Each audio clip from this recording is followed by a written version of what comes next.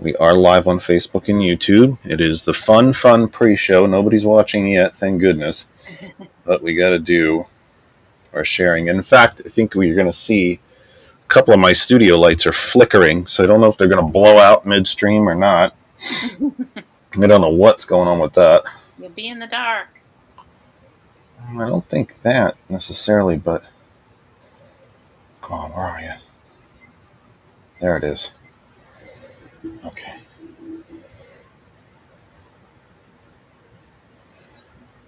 Let's go group. Other side. Okay, it's sharing time. And I started, this is the first week trying this new start time as well. It was easier for me if it. Well, that I've always been able to carry the first hour. I mean, I do radio for a reason. Because I have a huge ego and I don't shut up.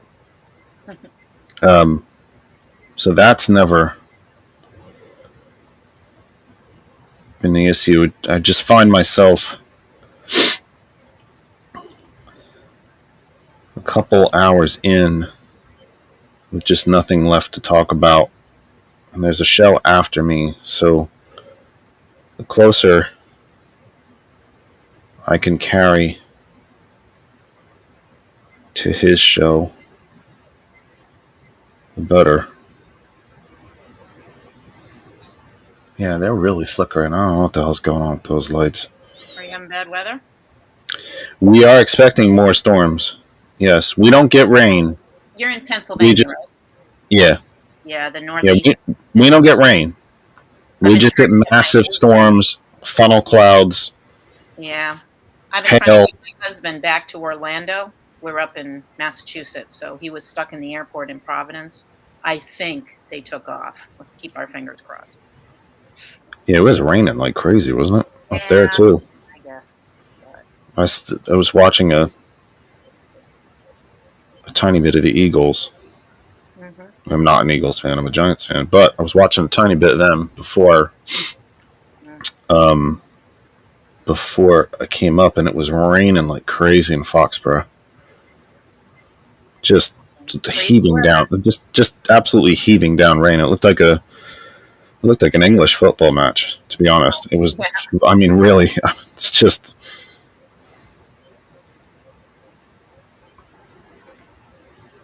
All right. We're getting there. Hang on. I'm still messaging out some. There's George. I was not sure I was going to see you, sir. Welcome home. Welcome back to more punishment. Hello. Welcome home. All right, we are in the midst of our pre-show sharing. I know we're okay on Facebook. I did not get to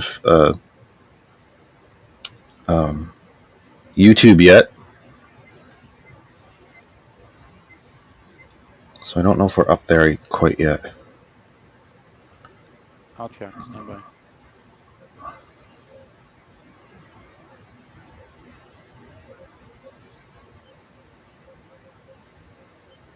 Yes, you are. You're live on YouTube. How about that? Considering all the power outages and brownouts and surges and everything else we've had here in the during our break, I'm surprised anything's working, to be honest. I'm surprised I didn't try to boot up today and have sparks and fires and everything else.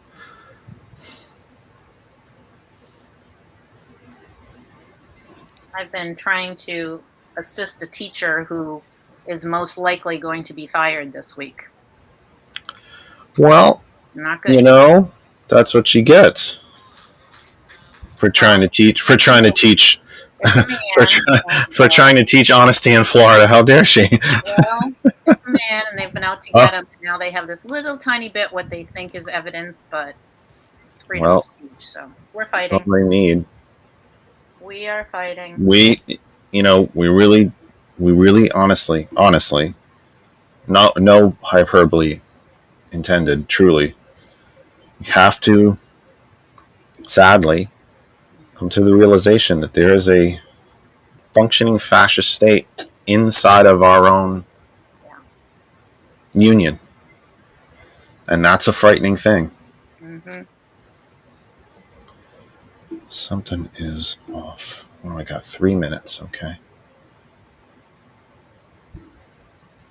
Could not. I'm trying to send this out on Threads, and I'm trying to cut down on the number of characters. They're not good for people that are verbose. No.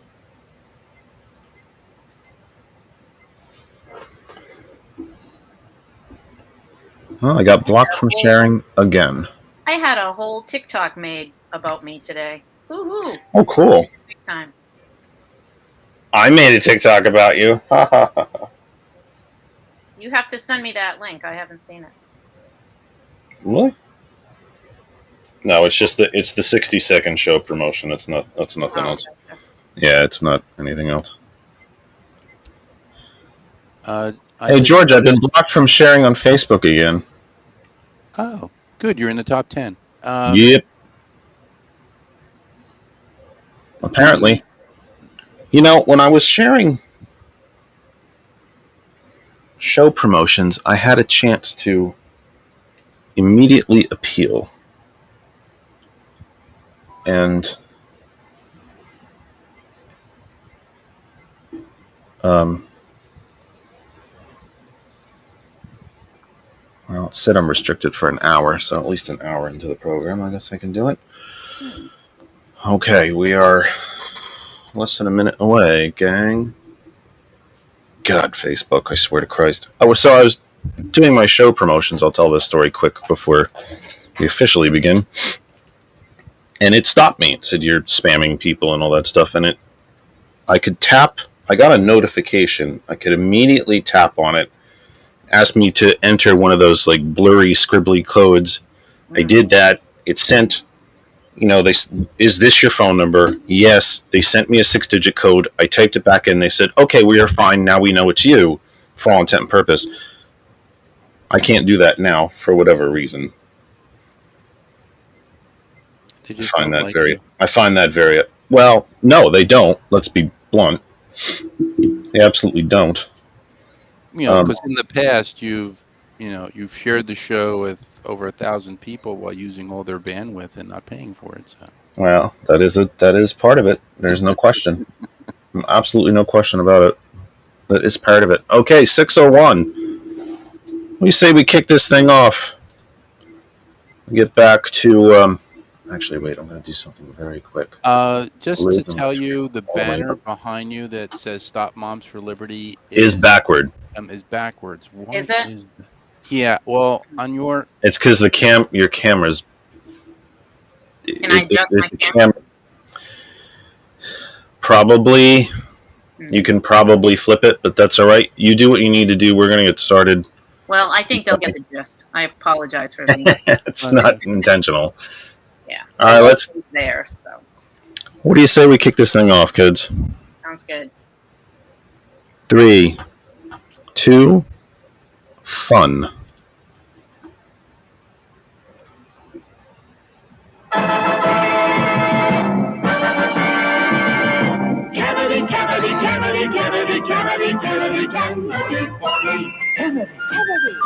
Kennedy.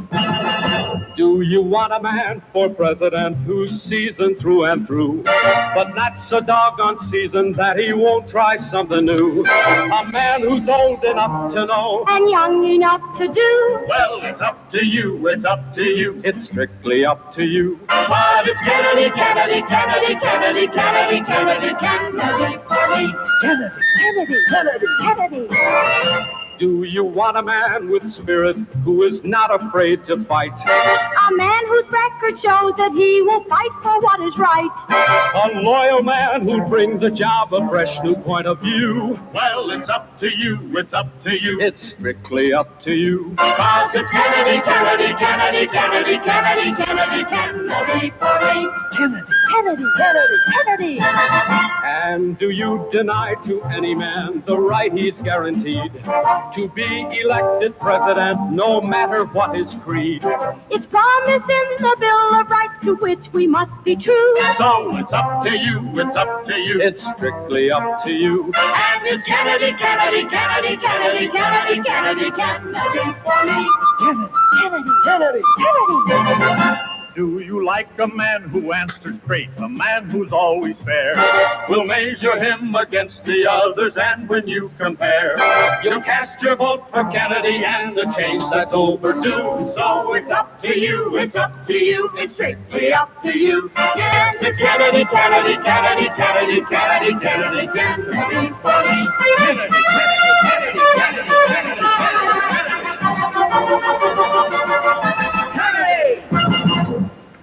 Welcome from our my humble second bedroom here in the Saucon Valley, part of the Lehigh Valley in the Commonwealth of Pennsylvania in these United States, North American continent, Western Hemisphere, on this planet Earth, the only one we have. Third rock from the sun in the Terran solar system.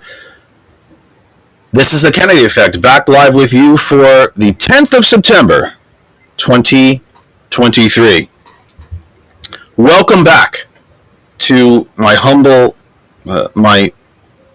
just my dear friend George, who's actually here today. I was not expecting him. What a bonus, what a great surprise. And welcome home to all of you who stuck with us. It's kind of hard to say that somebody sticks with you through a break. But you did, because you kept checking in with me. You kept checking in on social media to see how I was doing. You kept checking in to see when we were coming back. You kept checking in on our Facebook page to see what stories and what news we were posting and what we were talking about. The conversation kept going. And just thank you. I just needed to give you a very, very brief summation, because I don't want to drown you in detail that is just much, first world problems, really, to be very, very honest with you. I have a roof over my head. I have, thank God the cars are still working. I have a job. Kristen has a job. We have our health problems, obviously, varied as they are.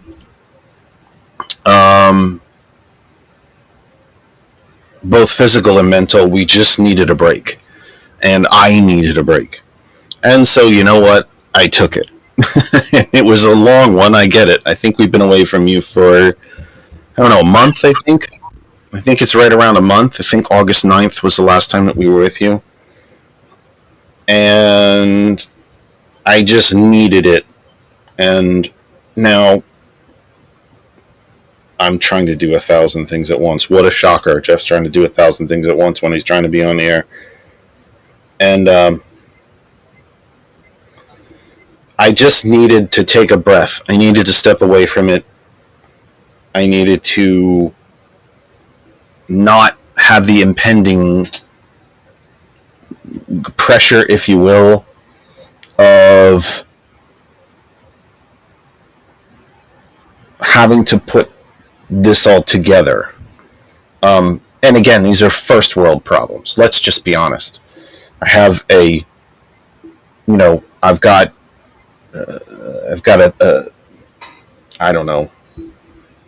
at least $3,000 worth of electrical equipment around me that, would buy a lot of groceries for a family, would pay my own mortgage for 3 months. I mean, these are first world problems. Let's just be blunt, okay? They're first world problems. But that said, I just needed to step back from it for a bit. And so we did. We just, when Sunday would come in a weekend and I had nothing to prepare for and no electrical equipment to get together and no software to fight with, it was, dare I say, refreshing. And I just needed it. And so I took it. And besides, summer, it was a really good time to take a break. Summer programs are desperately difficult to schedule. Guests are desperately difficult to schedule. It's just, it's a slog. It's a slog. And again, I want to be very, very clear. I think I've said it 4 times already. These are first world problems, right? These are very, very much first world problems. But we're here. We're back. And I see that there's, it looks like there's 9 folks logged in, which is, not a ton, but more than I expected, to be honest, after being away for a month. So that's nice. And it means a lot to me that you're there. I know it means a lot to George. It means a lot to everybody that cares about the program. And I'm very blessed that there are a lot of you that do. Many, many of you checked in with me during this month just to say hello, just to hope everything is okay. It's very kind of you. I don't know that I'm worthy of any it, but I'm here now. And our plan, I always say our plan, because I never know what's going to happen. When your body is as broken as this one, I never know what's going to happen. But our plan is to be with you straight through to, I would say at least, I don't know when Halloween falls this year. I think it's a weekday.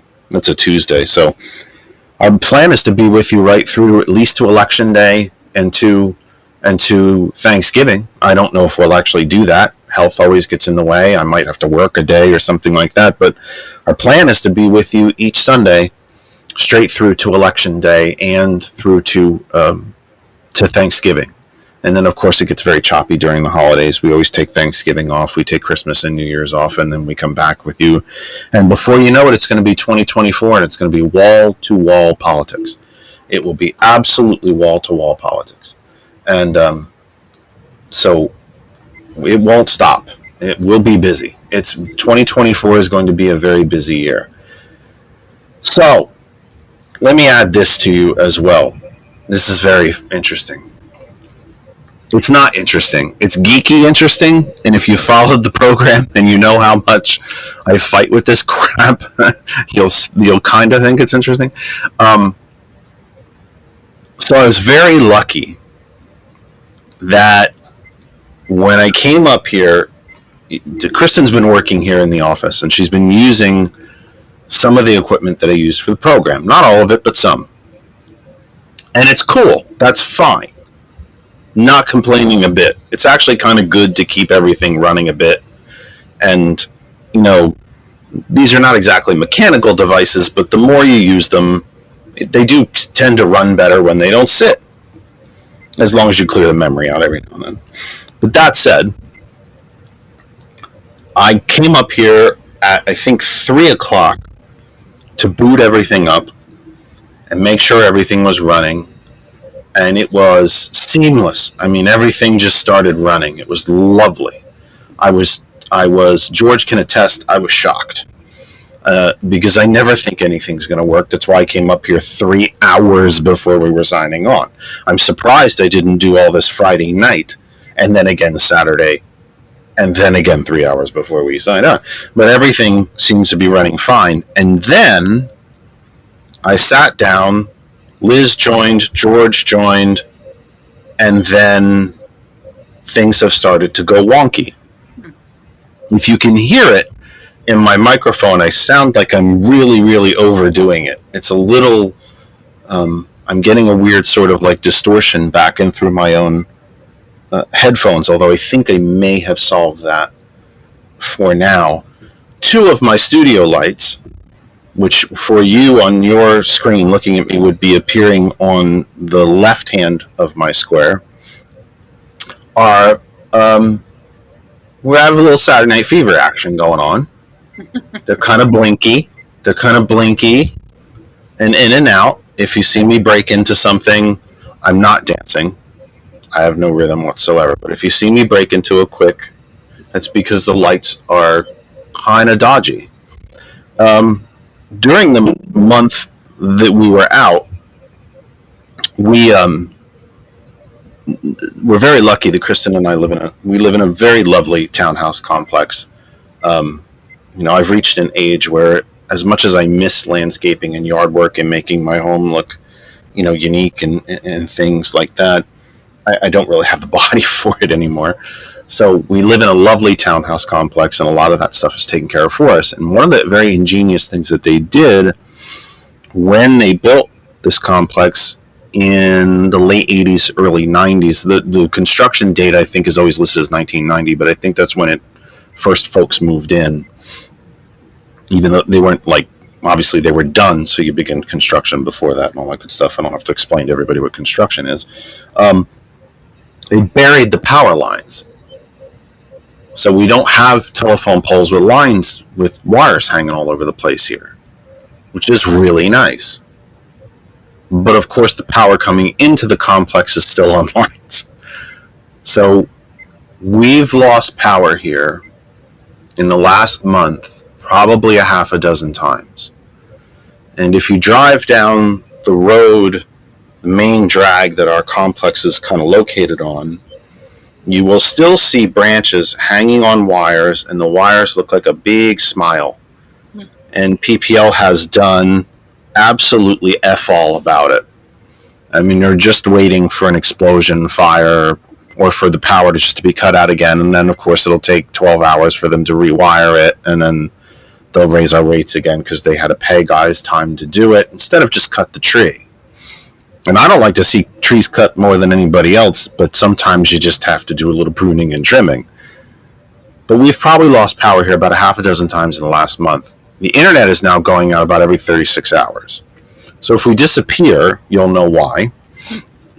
And again, these are first world problems.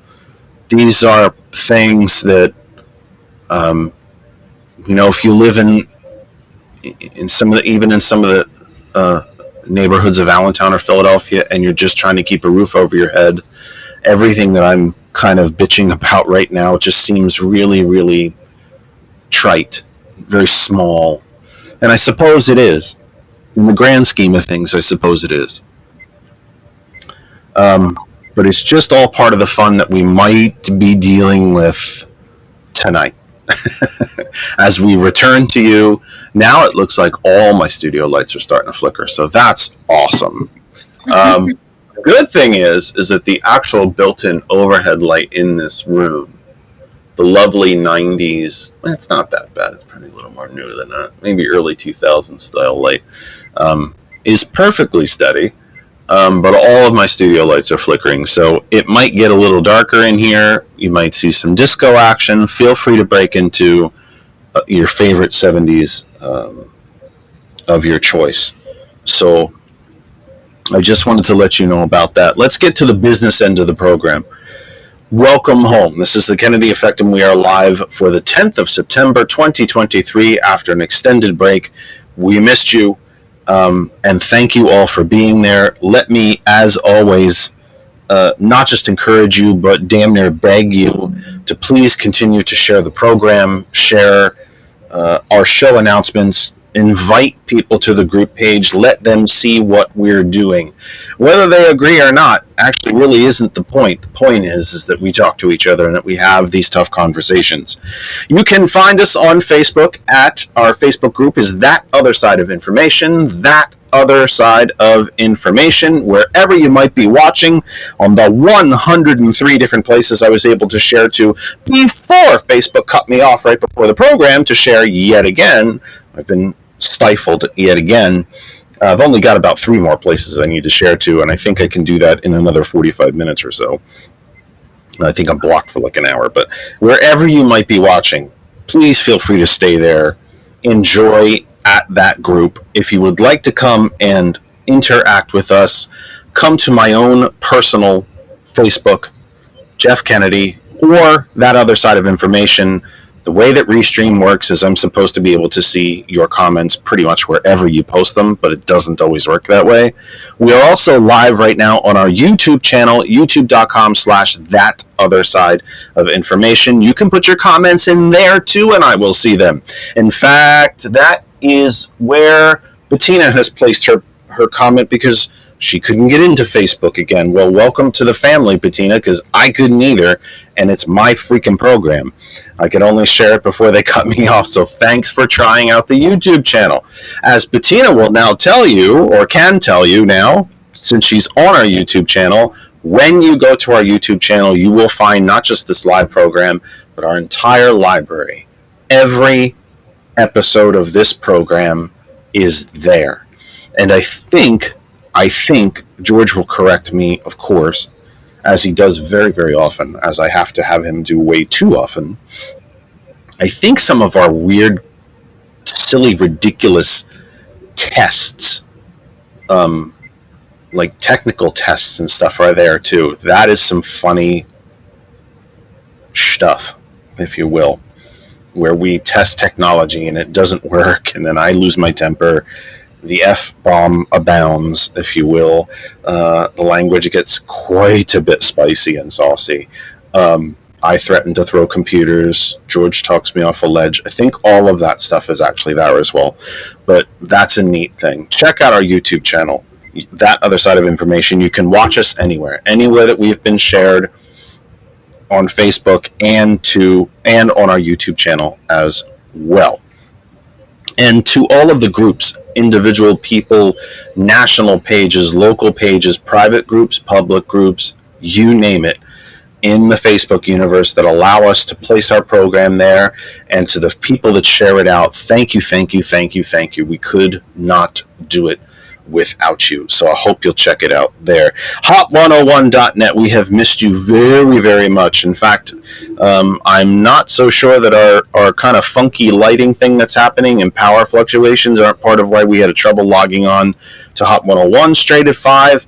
Who knows? Technical stuff is so much fun, but we're there now. So thank you, thank you, thank you. Hot101.net, the global internet radio station. If you've never listened to Hot101.net, then certainly you're not taking my advice, but I tell you to take my advice now and check it out. Hot101.net, our name is, our web address, hot101.net. If you have a device that can connect to the internet, you can listen to Hot101.net. Could be laptops, desktops, tablets, phones. You can Bluetooth it from a device to a speaker, headphones, buds. You can Bluetooth it in your car, and you can tell Alexa to play Hot101.net. It is the home of genuinely good, decent people, good human beings who are massively talented. And a good number of my Hot101.net family tunes into our program regularly, even though they could care less about politics. They do it anyway, because that's what we do. We support each other here at 101.net, and I mean it, and it means everything to me. Please check out Hot101.net. We, of course, are also on the TCP Media Group, and again, all throughout Facebook and YouTube, That Other Side of Information. And let us not forget our sponsors, the Pay Give app.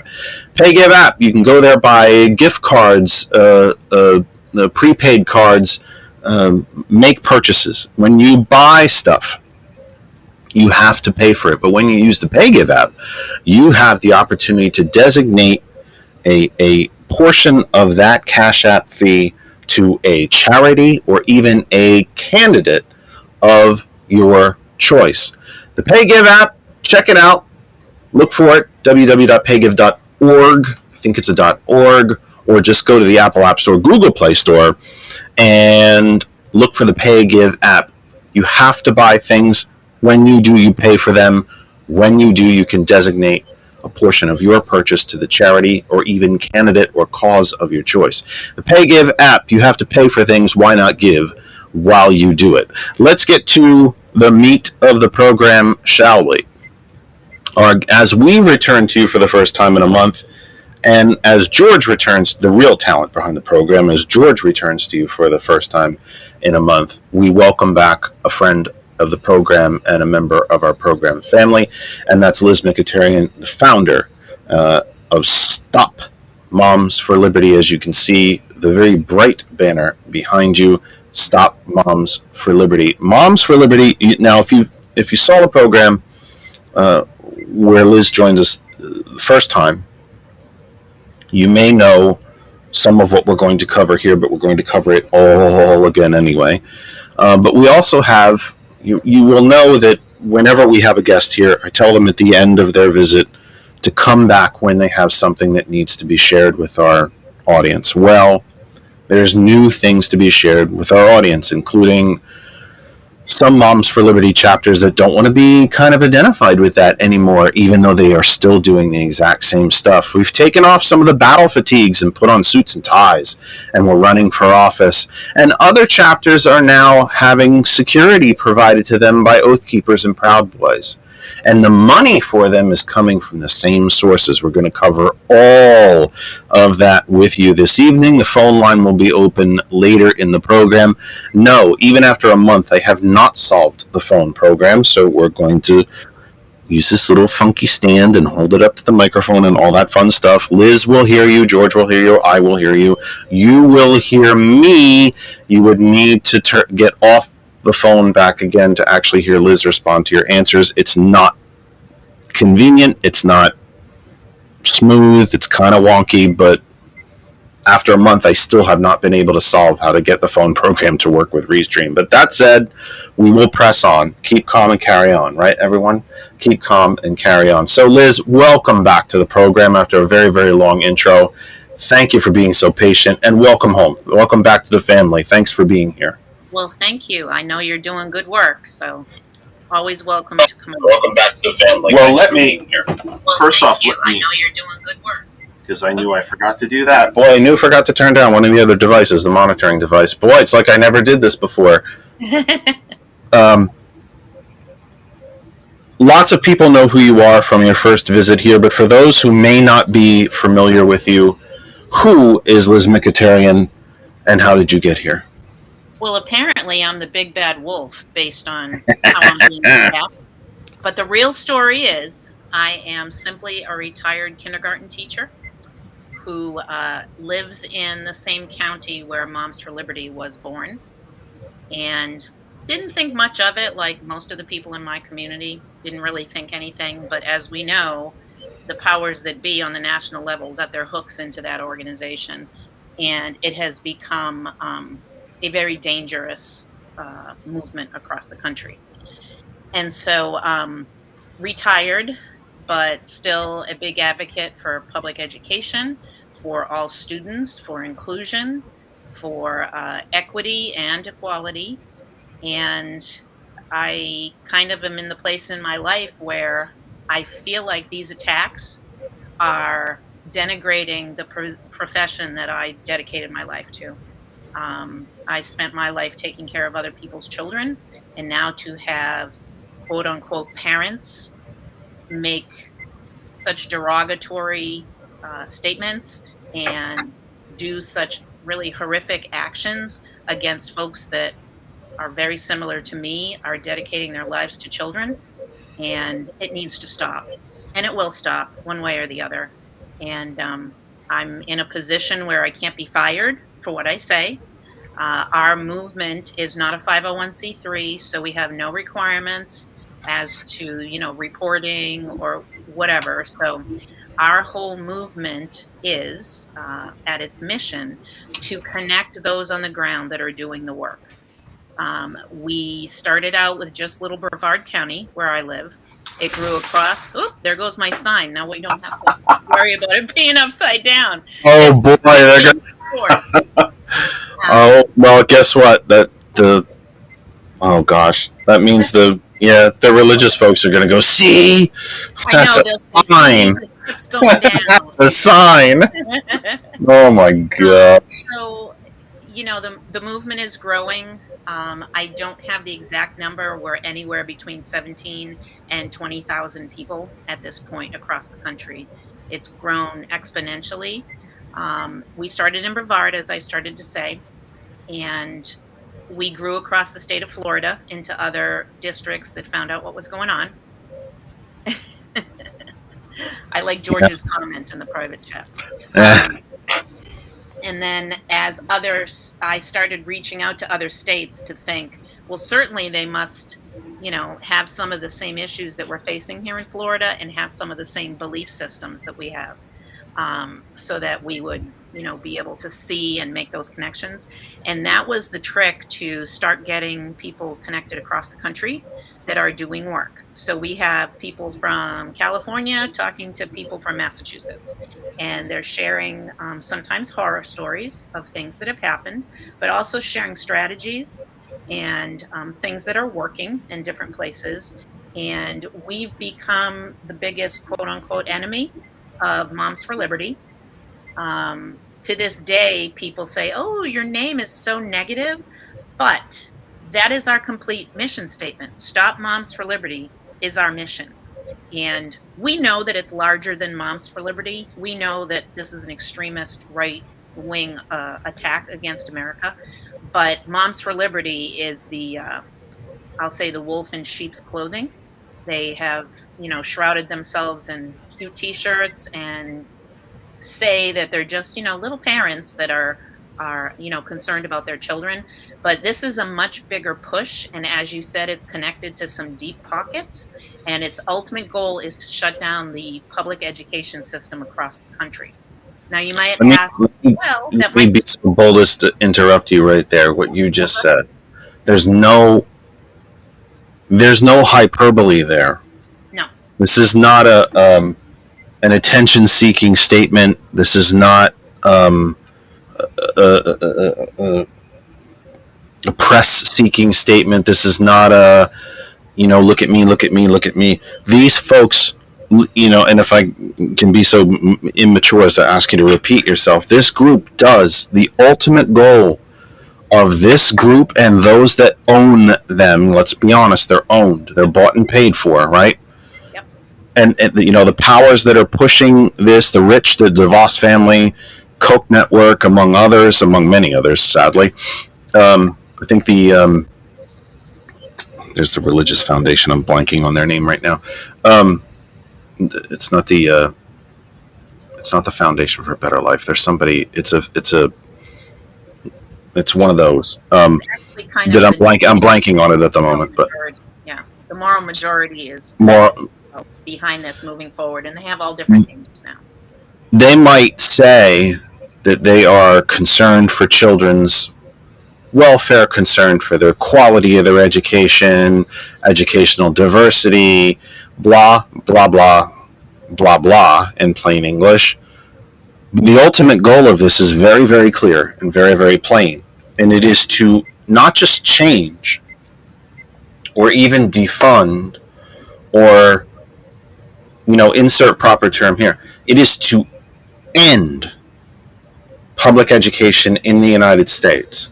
End it. Make it completely non-existent. Not just non-functional, but non-existent. To make education, let's take it from the other side, if we can, end up at the same point and go in different directions. Not just end public education as we know it, or entirely, really, but to take it from the other direction, to make education something that you only get if you can afford it, if you can pay for it. And it seems to me that their only fallback position, if there is one, is if we could just take all the tax dollars and pile that into private and religious education, again, only for predominantly white and wealthy students, they could accept that. But really, the ultimate goal is to end the public education system, not just change it, end it. Yeah, I don't see too many efforts on trying to improve things. I only see efforts to take over things. And that obviously is not a democratic process in changing public schools. I'm the first one to say that, of course, there should be changes. It has to change with society. But here's the thing, that's what public schools are doing, and that's what we're being lambasted for doing. We have people coming through our classroom doors. We have to address all the needs of everyone that comes through those classroom doors. This isn't schools that have changed, it's that schools have met the change in society. And, we're being called out for doing things like supporting our LGBTQ plus community when that's what our society is, and we can't. The public school system is designed to meet the needs of every student that enters those doors, and they can't accept that. They don't acknowledge anyone that is different, and that's just not going to fly the way that public education is supposed to be. It's supposed to be for all. They don't want it to be for all. So if you've seen the blinking lights, I walked Daisy for a good, 20 minutes or so before, right around 5 o'clock, to try to wear her out so she didn't freak out while I was up here, even though Kristen's downstairs. She does tend to bark while I'm up here because she can hear me but can't see me.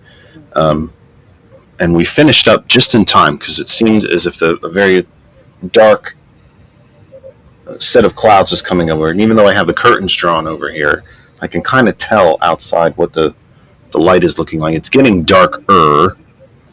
So, hey, this might be a real short return as part of what I'm trying to say here.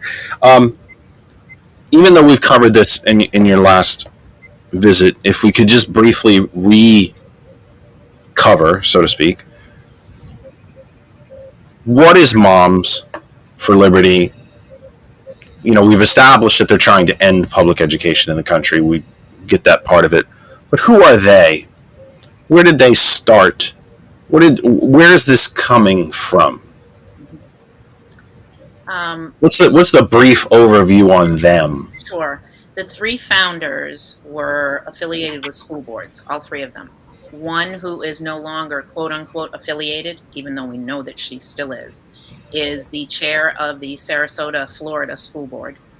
The other two, one was defeated, Tina Deskovich, and then the other one is Tiffany Justice. I'm not sure what term she left her school board service on.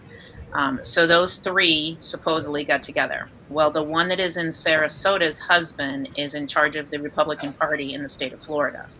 And he is quoted publicly as stating, this is a way to capture voters that I've been trying to capture for a long time, that suburban mom, younger generation of people, to get them fired up so that then they will go and support the Republican Party. And so this has all been a scripted attempt to instill fear across the country that children are, in danger, they're being mistreated, they're being indoctrinated. This is all manufactured by these puppet masters that want people to be afraid. It's a style that we've seen used at the presidential level, and it is working for Moms for Liberty as well. What parent doesn't want to protect their child, right? What parent doesn't want pornography in their schools? What parent doesn't want to have their child afraid at school of anything? If it's, here goes my thing. I think it's falling on its last leg over here, right? It's a ghost. The spirits of Moms for Liberty. They're all surrounded in a boiling cauldron right now, praying for your banner to fall down. And so you have this element within the membership of Moms for Liberty who have not done their homework, and they think that they are truly involved in just a little grassroots thing where parents are finally standing up for their children. But they haven't done the research to know they've always had the rights that this group is telling them that they're supposed to fight for. They've always had the right to object to books. They've always had the right to review curriculum. They've always had the right to speak to teachers, to counselors, to principals. Everyone that's in a public school system, they've always had access to. They may have chosen not to take that access to them, but now they've been pumped up with this fear of things that are simply, I would say 99% of the time, not happening. And it's been powerful because it's triggered that protection piece in parents, but they're just not being given the correct information. And when something happens, there are, laws that are followed by schools where they're mandated to do certain things, and none of those things are being discussed. It's being put into the realm of, oh, they are trying to come after your kids.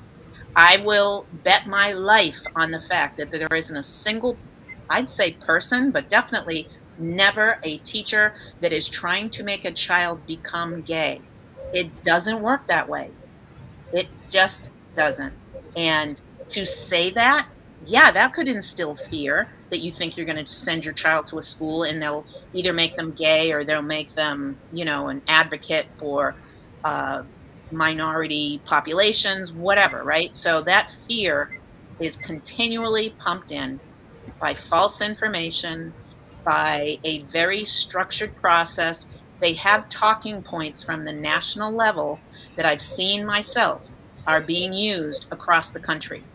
If you have talking points from the national level, you're not a grassroots organization. This isn't the mom or dad that's coming to the mic and afraid for their children. They are literally reading things that are being fed to them. You see a whole lot of videos now and posts about how horrific the books are in the schools. Let me tell you what's going on with that. Moms for Liberty developed a book review thing that's called booklooks.com that goes through and they find salacious passages within books, and they make little printouts. And Moms for Liberty chapter chairs are standing at school board members at the meetings, and they're handing them paragraphs. Hey, go read this. Go sign up to read and go read this. Taken totally out of context. Some of it is pretty over the top. And maybe if I myself had come across something and I had objections, I would have followed the process. And I would have said, please review this book. I don't think it's appropriate. But instead, their tactic is to go to the microphone and instill that fear that, oh my God, my child is exposed to this. And it's the wrong target. They need to be targeting the national places that put grade levels on reading materials.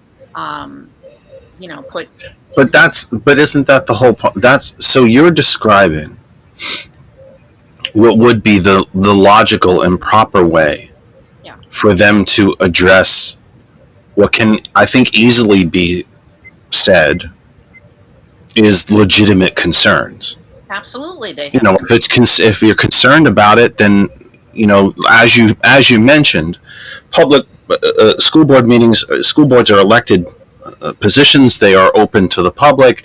They are subject to the same type of Sunshine and Open Public Meetings Act laws throughout the country that your town, city, borough council is, or the state legislature for that matter, or even some courtrooms throughout the country. They have to publicize their meetings. They can only do so much work in the background, and as a former member of a school board, we can only do so much work in executive session and so on. And even what we do in executive session has to be reported if we make certain decisions, and then we take the votes in public, and so on and so on and so on. So this is access that they've always had to what can, I think, fairly and easily be said are legitimate concerns. But it's not about that, is it? Not really. By saying, and I'm not telling you anything that you don't know, so I hope you don't take it that way, but no, it's fine. They could approach the school board. There's a process with the state departments of education to address these issues regarding, if a book is not, it's okay for a high school kid, but not a middle school kid. There are things to address this, but that's not the point, is it? No. The point is to do exactly what you said and take these pages out of context and make a bonfire out of it. It's to make it look like teachers, administrators, counselors are trying to do something bad to children. They object to SEL intentionally, as a matter of course, as a matter of structure of these schools. That this is what these folks at Moms, who are as close to Handmaid's Tale as you're going to get, think are trying to. There's a projection element of this, isn't there? That they're doing, once those school doors are closed, you don't know what's happening in there. Well, of course you do, because your child's in there. They're there to tell you what's happening. And oh, by the way, as a parent, you have access to it. Exactly. And so does the school board, and so does the State Department of Education, et cetera, et cetera, et cetera. But that's not their point, is it? It's to take these things. Yeah. It's to make these things look like it's to throw spaghetti against the wall, see what sticks, and just create. It's I know it's damn, I always forget the name of the gentleman. His argument, that as soon as you invoke Germany, you lose the argument. But it's a very Goebbels style. Absolutely. Of publicity, the daily outrage. Do you see what book is in the library today? Look what this is still there too. What are some of the books, by the way, before, I hope I don't go down the rabbit hole of books, but as important as it is, it's a kind of a cornerstone to Moms for Liberty's book banning. What are some of the books that are on the banned, that are on the Moms for Liberty quote unquote banned list that we might recognize and think to ourselves, wow, really? Shakespeare? How about that Shakespeare? one? Shakespeare. I think the biography of Harriet Tubman, Ruby Bridges. I mean, I could go down this, To Kill a Mockingbird. Yeah. And it's truly not about books. It's about the powers that be have decided that they have all this evidence that they can use, these salacious passages. And they're fueling this fear, which is then going to drive parents away from public schools. That's why you see so many states doing educational savings accounts, doing vouchers. And that even in and of itself is a falsity, because if a parent gets, $7,000 or $8,000 from a voucher, can they afford the other $10,000 to go to a private school? Probably not in most cases. And so that's really not going to be an effort for them to get anything different or better anyway, and yet they're being led to, support vouchers, support choice. No, because you really can't even have the choice, even if you think you're fighting for it. And so those are the pieces of the information that they don't give to parents. And I truly believe that they came across, as I said, some of this quote unquote evidence in books, and they thought, this will really get them fired up. And I think it's a distraction from what's actually happening. Because honestly, if they were concerned about child safety, they would all be in an uproar over school shootings. Let's talk about what's actually happening in schools. Let's talk about communities not taking steps to safeguard schools. Not from some, book that may not even be checked out from libraries. A lot of the books that they are fighting against, they've been on shelves for years, gathering dust. And yet, whoever actually Moms for Liberty developed the little company that puts together these little passages that they can read as a strategy to, work against school boards. They want to infiltrate school boards. That's even on their platform, on their website. Their goal is to get Moms for Liberty thinking people on school boards so that they can take over. My own county, they flipped my board to become a Moms for Liberty thinking group. I won't even say support, because then they'll say, they didn't support me. But we have a 3-2 vote on most things that are going on in our district because they have that majority. A lot harder to fight them when they have a majority in place in the decision-making role. So isn't it ironic that the very system that they rail against, part of which is the ability to elect a local school board, but they're running for them and taking them over. Yeah. And with big money, by the way. Yeah. Oh, they're all backed by national, deep pockets. And, we have in Florida, our governor, I'm sure he'll do it this round again too. He actually endorsed candidates, sent money to candidates. It has moved very far away from what school board elections have been all of my lifetime, and those have been local elections. That's not what's happening now. This is a whole national push to take over the school boards, which will then dismantle the school systems, because they're all being, misled. And the powers that be, those big money folks like the Heritage Foundation and I think it's Liberty Institute is another one, that they have a plan. The plan has nothing to do with safeguarding children. It has everything to do with money. I'm not trying to be, conspiracy theory. This is something I have followed for almost 30 years. This started under Betsy DeVos in Michigan when she became the Secretary of Education nationally. I had an uh-oh moment, but still I wasn't feeling it locally, right? But well, that's how the DeVos family made their billions. Yeah. They made, I think it's about 60% of the education in Michigan is now privatized. If I'm not mistaken, I believe it's roughly 60%. And the DeVos family they were already billionaires, let's just be honest, but they found that private education was a way to make more money. Yes. And made even more billions. Yes.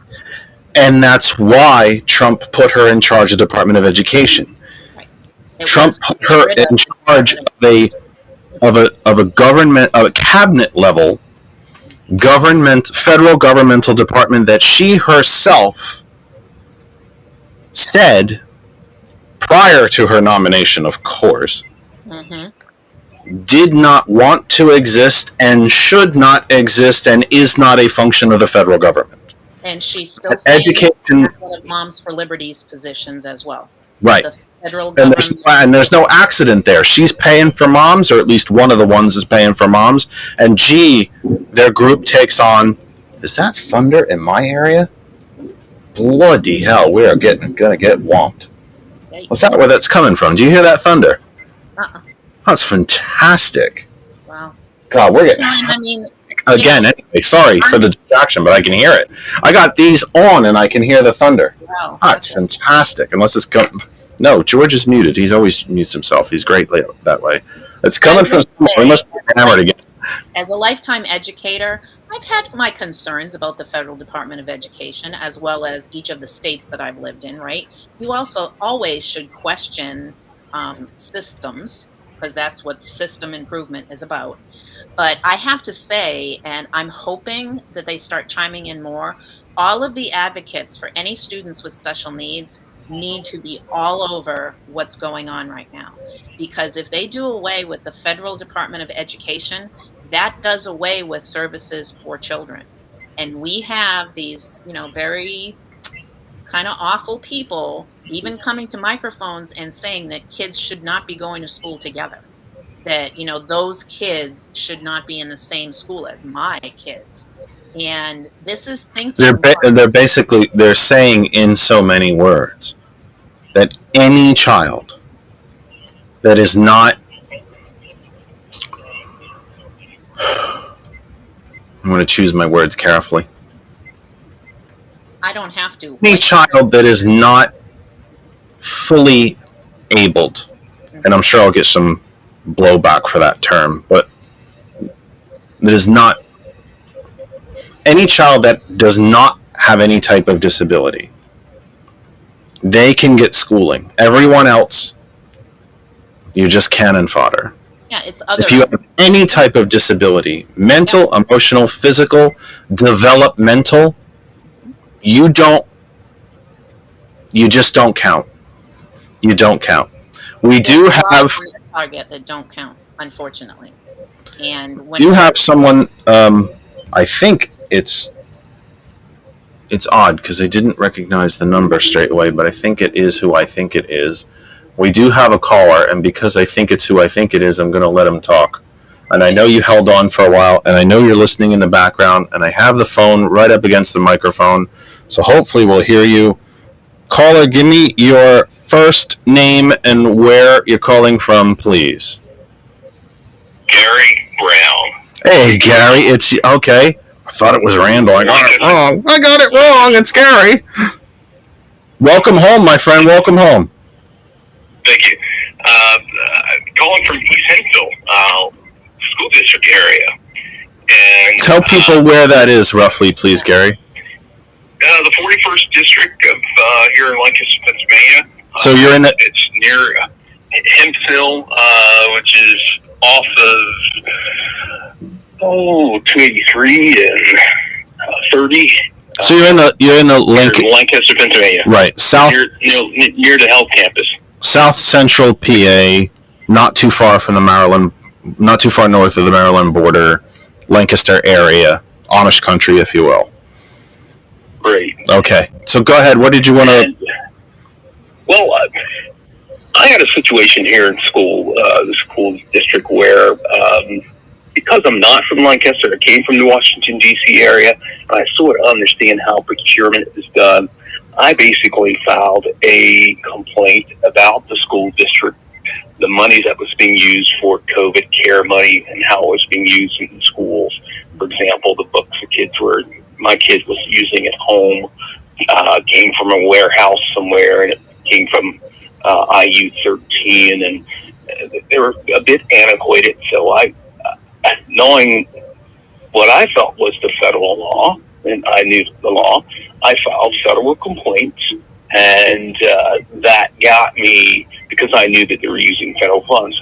I went around the whole going to a school board meeting and raising fuss. I went around that. I went underneath it and filed those complaints. And with my complaints, that prompted federal audits, okay? So the audits come back and they basically say, listen, if you're going to take money from us, which most blue states have taken, they are using the money for education, then you have to use it a certain way, equally. And that's how I was able to get around the whole local jibber jabber, meetings where people go and they, just make noise. Make sense? Is that something you guys are looking into, or I think we really need to talk about, because there's a lot of fear mongering going on. People are afraid hearing the federal government being kicked out of education. That's not going to happen because we're in a blue state and we take those federal funds. And in a sense, I think it make some of the school boards kind of cuff them. You can't really do as much. Make sense? Well, here's my answer. You've done exactly what I would promise you to do. Make sense? I've got an echo or something. Yeah, it's just some feedback, Gary. Hang on, and Liz will answer you. Hang on. Go ahead, Liz, please. Okay, now? Yeah, that's exactly what I would prompt people to do. Use the proper systems that are in place to either, levy a complaint, to speak with someone. What we are against is this Moms for Liberty approach of defaming public education, educators. I was just called a groomer this morning, and I've devoted my life to teaching other people's children. That approach is wrong. Sadly, I'm sure that wasn't the first. No, it wasn't. That was just that was for first of the day. Yeah, the first of the day. Right. And so what this caller is saying, that he found out what the structure was and worked within the structure. That's all we're saying to do. No one's trying to turn off any parental rights. They have parental rights. They're just not educating themselves on how to, stand up for their rights and to go and do things that actually can make a change. He just testified that he filed a complaint and now there was an audit done. That's fantastic. I don't know, what they found, or if it, hopefully it satisfied him, but that's the proper process. That's what democracy is. You use the structures in place to safeguard whatever it is that your issue is. But again, they don't want to use the regular processes. No, they don't. Because they might actually, because then you don't get the fire and brimstone. You don't get the folks that show up in tactical gear and camouflage and full military readiness, if you will, or what they think is, and as we had here in Northampton County, a gentleman, in air quotes, running for county executive, who told a school board that I'm going to come back with 12 of my closest friends and you'll listen to us. whether you like it or not. And this is what they don't want to use those processes because it's not beneficial. If you were just a quote unquote regular man or woman on the street, Moms for Liberty sympathetic quasi member, you might not go to every school board meeting, but you follow them on social media, you read the posts and think, yeah, you know what, I could see that. If you knew that you could actually address what Moms for Liberty supposedly cares about, because they don't, but what they supposedly care about, and that you had these various avenues to address all of it, as simple as, by the way, attending a school board meeting and saying, hey, could you tell me about this? That disintegrates everything that Moms does. Then you don't get the book burnings and the fire and brimstone and the we're coming after you and the look what they're trying to do to your kids. And perhaps we can get into this later in the program. Let's not forget, by the way, what I think displays a real developmental, emotional issue on their side, that everything is somehow sexualized. No one can explain this to me. My school board spent X% of our budget on lunches because they're trying to groom kids. My school board spent X% on busing because they're trying to groom kids. Yeah. My school board wants to start teaching algebra now. They don't want to wait till freshman year of high school. They actually want to try to develop kids and push algebra down into the 6th grade because they want to groom. Everything that they think is wrong with public education somehow gets sexualized. Well, guess what? That's a psychopathy on your part, not the schools. And that's trying to find that one hot button thing that is going to make people incensed. God, they didn't even try to make it say that they're trying to turn our kids all into Democrats, or they're trying to turn them all into Jews or Muslims, or they're trying to make them agnostics or atheists. It's all, everything that's wrong, everything that moms think, or what they try to publicize or use or justify their actions with, it immediately goes back to child sex. Well, there's something wrong with you then. There's something wrong with you. If you think, Bettina mentioned in the chat, how do you know as an average person that funds are being used inappropriately? Look at the budget. Right, it's available. Read the budget. And if you can't decipher the budget, because some budgets kind of are like ancient Shakespeare, then ask a question. Go to the school board meeting and say, I'm looking at this line item on the budget, folks, Mr. Board President, the solicitor, whoever, the superintendent, I'm looking at this line, I don't understand it. Can somebody explain to me why we're spending X thousands of dollars on this particular thing? I don't know what that thing is, could you tell me? Yep. And this could be happening everywhere where there's a mom's chapter, but that's not their goal. No, their goal is not to fix anything. So why do none of their members know how to fix anything? Because it doesn't help them. The goal is not to fix anything, it's to destroy everything.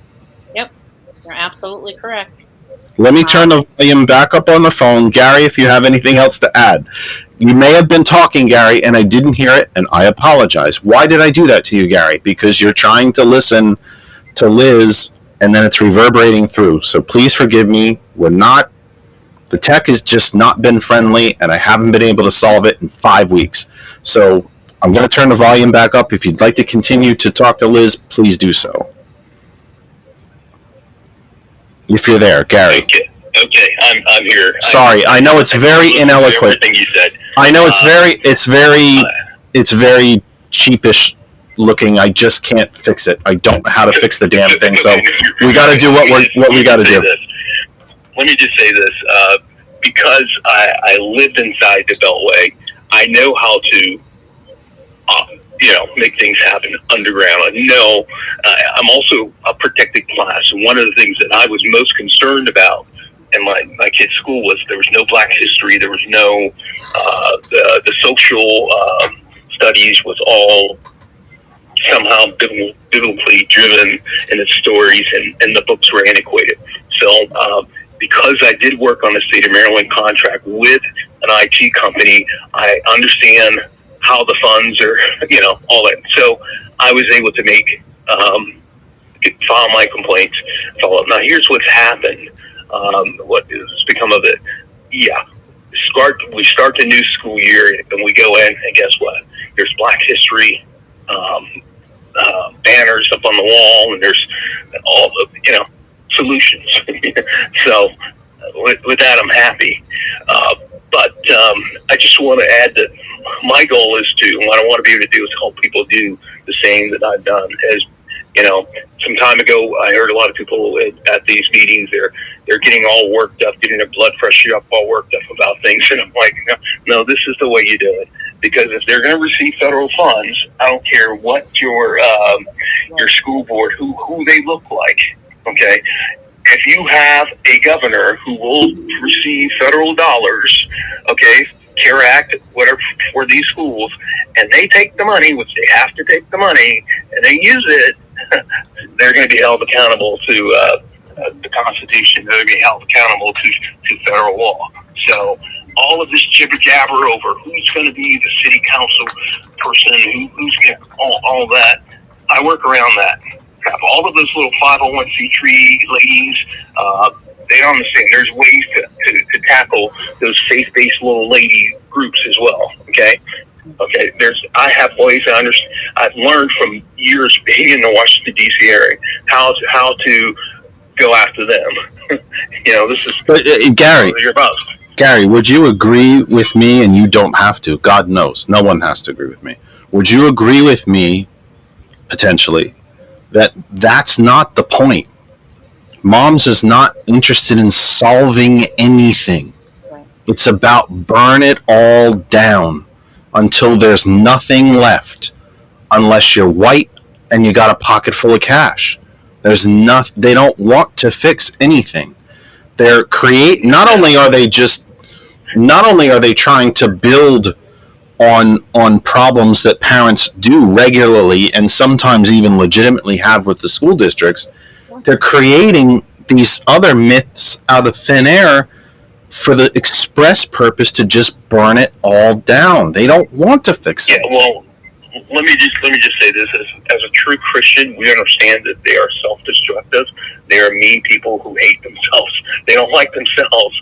So we see it in Congress. They're self-destructive, and eventually, as my aunt Margaret in the islands of the Bahamas would say, God don't like ugly. in the end, ugly is so ugly. It is not winning. So yeah, you're absolutely right, Craig. But I don't want to focus on their character defects. Mm-hmm. I definitely think that's one way to look at it. But we do have to know who these folks are to be able to stop them, don't we? We do have to know who these folks are. It's a delay. That's how he's got to listen. Well, they've already shown us who they are. Yeah. And a teacher folks is if you just keep focusing on them, So my goal is to move ahead and accomplish what I need to. I've won one. Actually, this is the second one I've actually won using our. It's great to be in a blue state. I'm originally from Miami, Florida. I boycotted the state of Florida. I pray for my people of Florida. Keep praying. I'm still there. Keep praying. Florida needs to go blue. Disney needs to step up and help them go blue.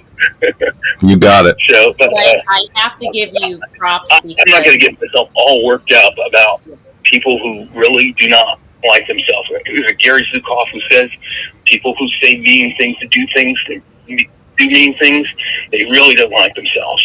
They're not a vision of Christ. Really. Right. So, Gary, thank you for being on. Let me share and welcome back.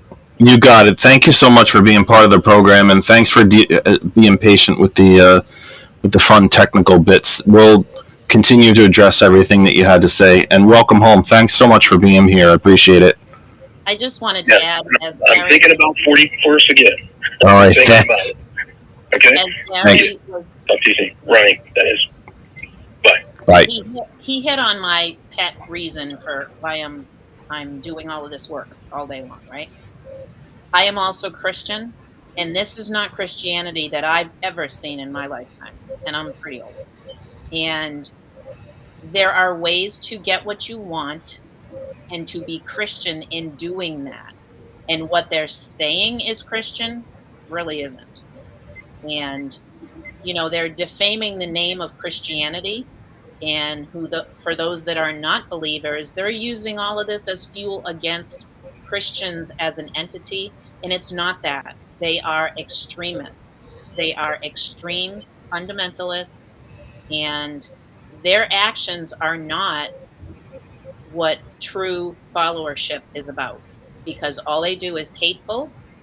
They, of course, claim that everything that Stop Moms for Liberty is doing is hateful, and all we're doing is exposing them. They're the ones that are giving us the information to expose.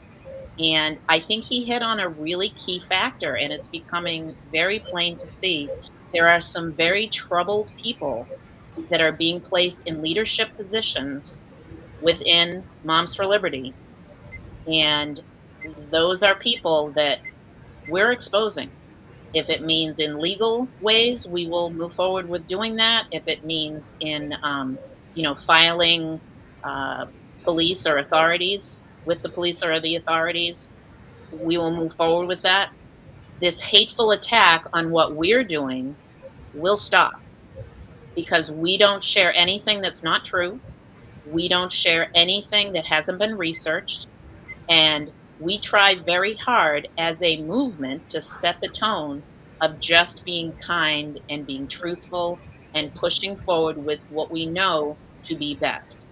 That doesn't mean I don't want them to have a voice.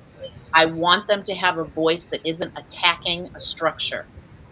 I always use the example of I came out of a meeting, it was a school district meeting, with a gentleman that had on the t-shirt, had on a hat, was all about Moms for Liberty. And I just had a one-on-one with him, and I said, you do realize what you're involved in may mean that your child's school will close. And he said, well, no, that's not what I'm doing. I said, I want you to do, X, Y, and Z and check it out. I said, so are you satisfied with your child's school? Well, yeah. Are you satisfied with the teacher? Well, yeah. I said, so what is it that you're actually working on? Do you know? And he was floored. His mouth hit the ground. He was like, what do you mean? I thought I was protecting their rights. I said, no, you've gotten involved in a movement to close down the public school system across the country. And to properly end it. Yeah, a lot of members may still not have that information. As much as we put it out there, and even their friends have told them, they still don't understand that, as I think you said earlier, they're shooting themselves in the foot. They don't know what they're involved in. I want people to be like your caller that just said, I'm going to take every action that I need to take in the proper procedure to stand up against something that I don't agree with. We want all parents to do that, but they have structures in place. Our complaint is they're not using those structures. They're moving on a basis of fear and disinformation because they've been fed this information. And it needs to stop, because the ultimate will be that each individual's school will come under attack. It may not be overnight that, Smith Elementary is closing tomorrow, but Smith Elementary will lose enrollment. They will lose funding. That means less for your child if you're satisfied with Smith Elementary. That's kind of where I was going to go. You beat me to the punch, if you will. It's your local elementary, middle, or high school may not close tomorrow, or next year, or even 5 years from now. But they will find a harder and harder time recruiting and hiring teachers and keeping the ones that they have.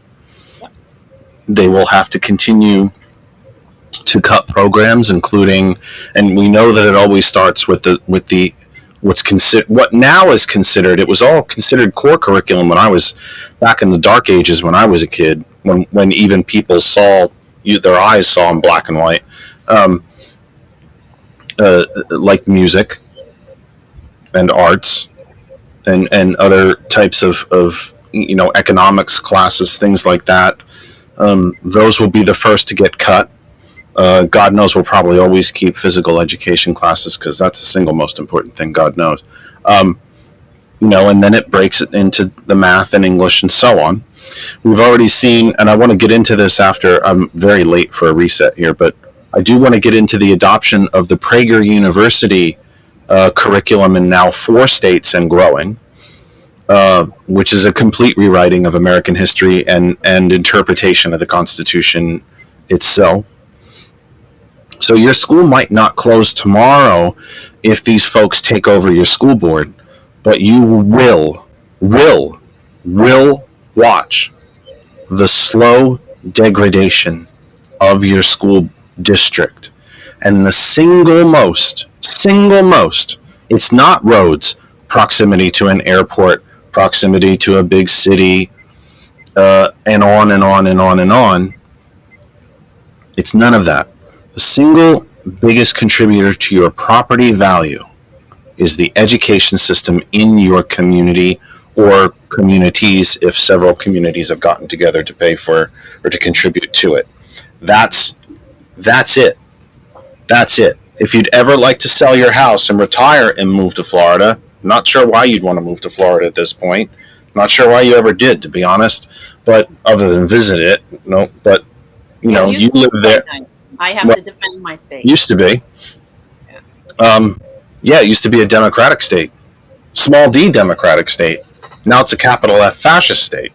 Well, in my right position, inside our own union. But they can't have my sunshine state. You won't be, the single biggest way that Americans accrue or build wealth is in their homes.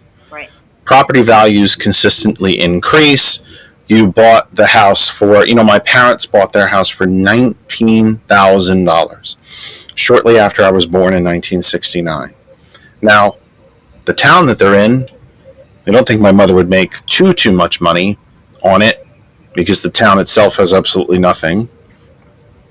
And it hasn't been the same since Reagan. Geez, what a shock. It all starts with Reagan.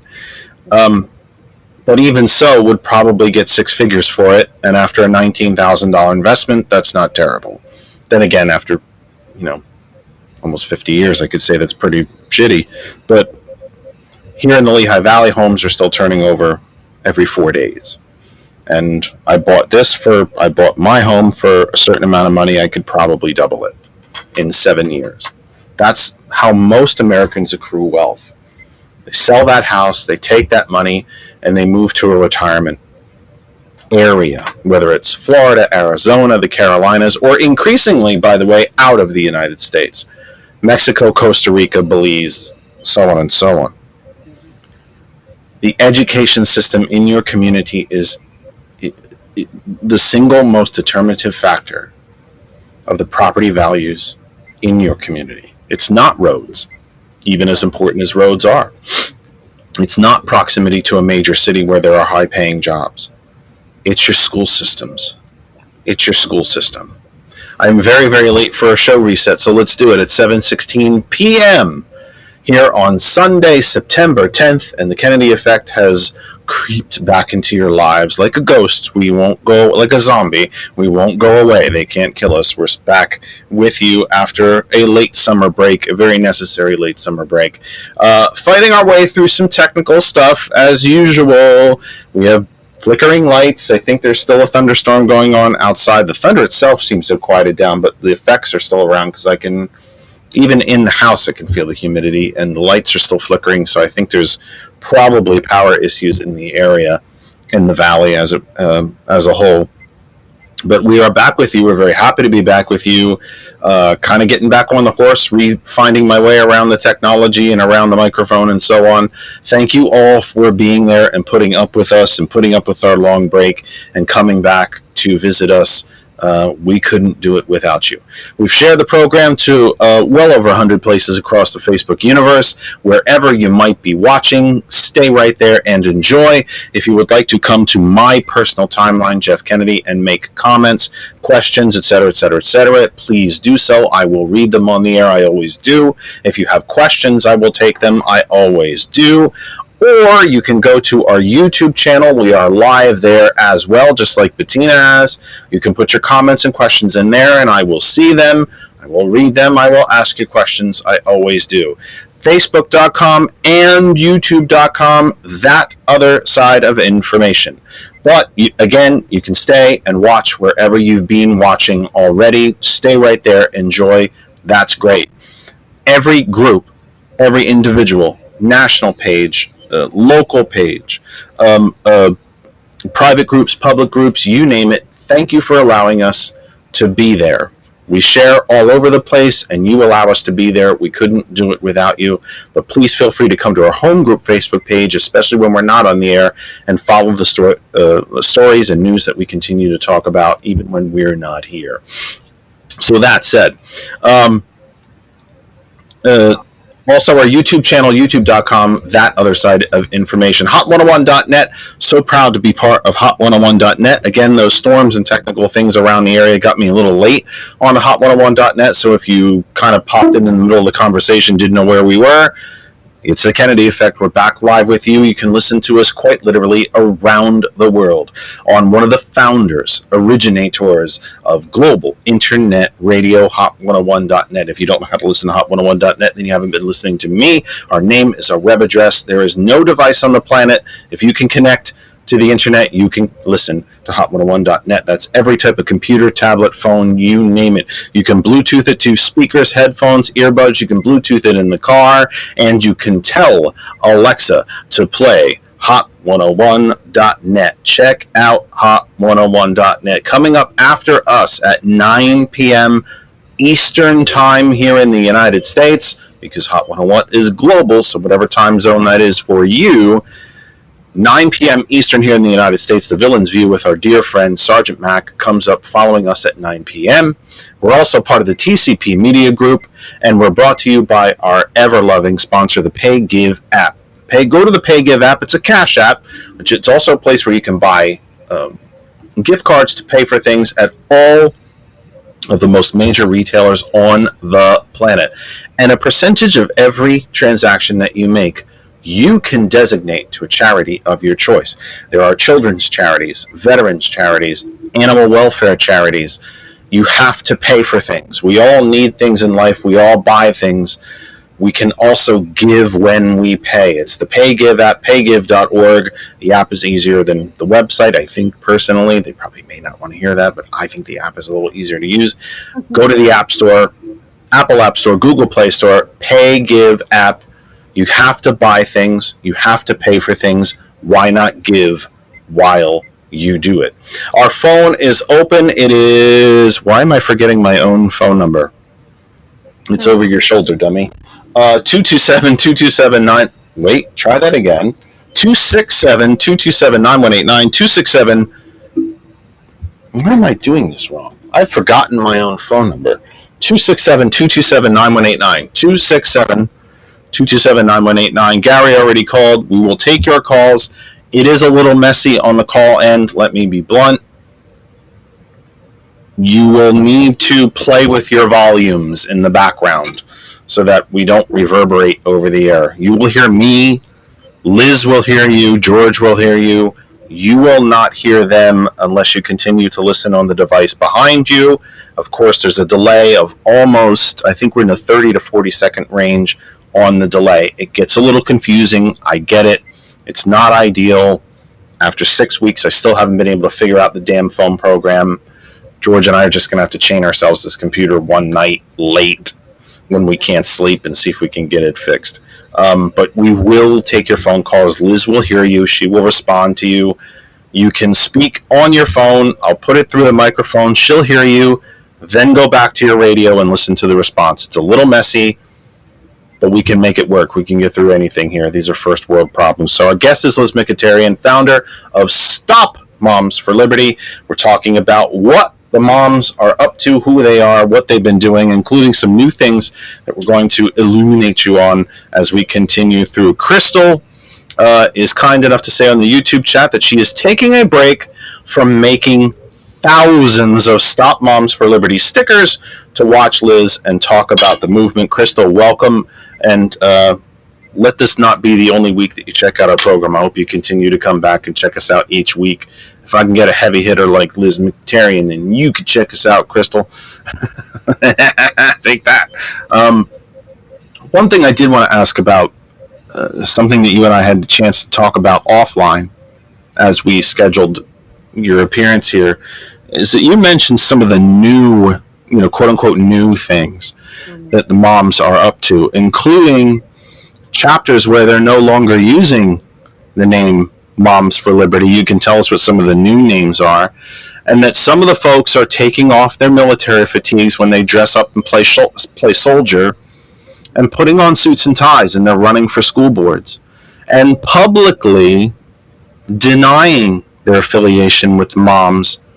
But when you know bloody well, if elected, they're going to do the same damn thing that Moms for Liberty stands for. So tell us about, and you also illuminated me again on the funding connections between the Oath Keepers, Proud Boys, Fifth Column, these so-called paramilitary, quote-unquote, militias, all of which are illegal, by the way. According to the Constitution, they're illegal. It's the government, a well-regulated militia. That they share some of the same funding sources. So let me just throw that out there, and please feel free to speak on all of that, some of the new, if you will, moms, territories and strategies, etc. Well, I think you're on a very important topic here, is that because of the designation from the Southern Poverty Law Center as Moms for Liberty as an extremist, anti-government group, they are a 501c4, so there are certain things that we believe should be investigated, possibly are under investigation by the Internal Revenue Service. And so saying Moms for Liberty is not as clean of an effort as it used to be. There is a lot of pushback happening. And so they're getting creative. They're pushing away from groups. They are not having the endorsements. The election in November, that was like a pat on the back that you had an endorsement from Moms for Liberty on all of your political campaigning. Not so much anymore. And so that's probably the greatest question that we get in our national movement is, how do we know that, Joe Smith, that has now signed up to run for a school board seat, who we think is this extremist way of thinking, how do we know if he doesn't admit to being part of Moms for Liberty? So there are some key terms that we always tell people to look for. The minute you hear parents' rights as something that's being touted in an election and in their campaign platform, that is an indicator that they are tied into what's been going on nationally, because that's really not an issue. Parents' rights are not at stake. They already have rights. That is the boogeyman that someone's taking away their parent rights. They're not. If you see things like back to basics, that's one of their call to actions. That whole, don't do all that other stuff, just go back to basics. That is in the same line of thinking as Moms for Liberty. So what is the other stuff? What do they consider the quote unquote other stuff? Anything that's not reading, writing, and mathematics. So history, art, computer sciences. They want to have history, but they want to control the content. You mentioned PragerU. They want to control the content of what is taught in history. And that's impossible, because then it's not history. History is factual. If I'm not being too oversimplistic, Moms for Liberty is the slavery was a jobs program crowd. Correct. Yes. Moms for Liberty is fully supported by the governor of Florida. And the governor of Florida is the one that pushed this whole thing nationally that, oh, yeah, they benefited from slavery.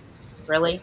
He called it a jobs training program. Yes, pretty much. So it's that way of thinking that make others that don't do their homework think, well, yeah, that's a really good point. And then their thinking is really impacted by that false narrative. And it's a dangerous narrative because it undermines all of the progress that we've made in civil rights in this country. The acknowledgement of true history is a must for this country to survive moving forward. We can't just have the whitewashed history that, people say they want, because they don't want to have those difficult conversations. That to me is basically why they don't want any issues that are not the straight white Christian heterosexual mom and dad couple, that approach. They don't want anything outside of that, because then they actually have to parent and they actually have to have those conversations with their children. When your child comes home and says, Johnny has two dads, it's time to have that conversation. And what's happening in school, they are misrepresenting as indoctrination, when a teacher will simply say something like, yeah, there are all different kinds of families. But see, at home, they don't think there should be all different kinds of families. That's the bottom line. And so their structure on morals that they like to say is that it's their way or the highway related to morals. And that's a sticky slope, and that's how fascism is built. There's only one way to do things. You're going to follow what you're told, and that's unfortunately a piece of what's happening, particularly in the state of Florida. And I don't think it's going to be totally successful. Right now it's painful because there's a lot of crap happening in Florida. Absolutely. And we're living through it. But the end result, I don't think that we will totally flip and become a fascist state. I'm hoping and praying. Respectfully, I think that ship has sailed. You already are. Well, your the gerrymandering of the supermajorities in both houses, and the rubber stamp that they have turned into on behalf of this governor, the rewriting of history, the suppression of free speech, the suppression of he's gone after unions, he's going after people of color. This is a very German, Italian 1920s, German 1930s playbook that anybody who isn't white and male, let's be honest as well, heaven forbid women would be able to decide what to do with their own bodies. When government starts telling women what health care they can and cannot receive, that's as fascist as it gets. The corporations can do anything they want. People seem to forget that very early on in his term, within the first few months, he sold off sections of the Everglades as well. So whatever the corporations, except for Disney, whatever the corporations want in Florida, they're welcome. They're open for business. You come take, rape, pillage, extract, take whatever you want, just as long as you make a big campaign contribution. But other than that, and let's remember, he's also assembling his own private military force. Oh yeah, he's recruited disgraced, fired former cops from all over the country and told them to come and be part of his own private military force. That's as fascist as it gets. This is a state within the United States that is absolutely off the rails and is no longer functioning as a small d democracy. And Texas isn't too damn far behind it. Mm-hmm. Well, that puts me with having two choices, right? I can pack up and leave my state, or I can stay and fight. And I completely agreed. I'm not advocating one over the other. I'm simply, I guess I'm agreeing with you around the edges that I think that ship has sailed. I think you are living in a type of government that has not existed in the continental United States since the 1830s, 40s, 50s, and 60s. We fought a war to stop these things. That's why I refer to Florida as the laboratory. And so our goal in Florida is not to necessarily, quote unquote, save our state right now, but we need to prevent this man from becoming the president of the United States. He's doing an excellent job of that on his own. That's not going to happen, right? So a lot of that is because those of us in Florida have shared what's going on. So that those, like you're sitting in Pennsylvania, you're very well informed about what has happened in Florida. Well, it's happening here too. It's happening here. We haven't traveled as far down the road as you have, unfortunately, or well, fortunately for us, unfortunately for you. But with the same forces that are, and they're everywhere. They're in every small town. They're in every small village. They're in every big state. They're in every blue state and every red state. They're everywhere. These folks who have been so badly damaged and so badly lied to and so badly misled to think that every teacher who wants to teach algebra, somehow that algebra is sexualizing your children. Just no, it's because public schools are part of the commons, and rich people don't like paying taxes. I am forever frustrated.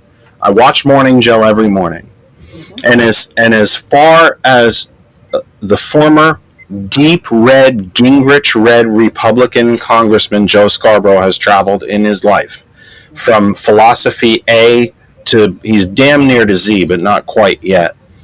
And that they never make the final, they never cross the final end of the bridge. They never pay the toll at the other side and say, well, they want to destroy education, but we never get why. They want to destroy Social Security, but we never really get the why. Democracy is on the ballot here in Pennsylvania in 2023. If the Republicans take control of our state Supreme Court, why the hell we vote for state Supreme Court justices is an absolute effing mystery to me, but we do it anyway instead of have the federal model like 42 other states. Only 8 of them do it this way. It is Neanderthalish. That said, I think I made a word there, but that said, we never say the end of the sentence, Liz, it seems to me, in the greater context, not just the context of moms, even though we talked about it at the beginning. They want to destroy Social Security because rich people don't want to pay taxes, period. They want to privatize so because they want your money. They want to destroy public because rich people don't want to pay taxes. They don't want student loan debt written off because they make billions from it, and they don't want to lose the money. Yep. 3 men in this country have as much wealth as the bottom 160 million, and it's not enough. They want more. They think it's not enough. I just talked to a state representative last night about this mythical inflation problem we have in this country. The government gave people money during a pandemic so they could keep their homes and feed themselves. And it started during the Trump administration. And I'm one of them. The money I got during the Trump administration helped me keep my house. But the corporations made a decision. That's not your money. That's our money. And we're going to get it from you. And we're patient enough to wait. And how are we going to do that? We're going to raise prices on everything without any justification whatsoever. And then we're going to blame it on a pandemic because people will accept that. This is no different. Why do we never finish the sentence? Why don't we ever finish the argument? Stop Moms for Liberty doesn't just do all this crap in a vacuum. Right. It's because billionaires don't want to pay taxes. And on the other hand, as I said, I think as an interim step, they want that tax money to go to private institutions they can make money on. Why are we not finishing the argument?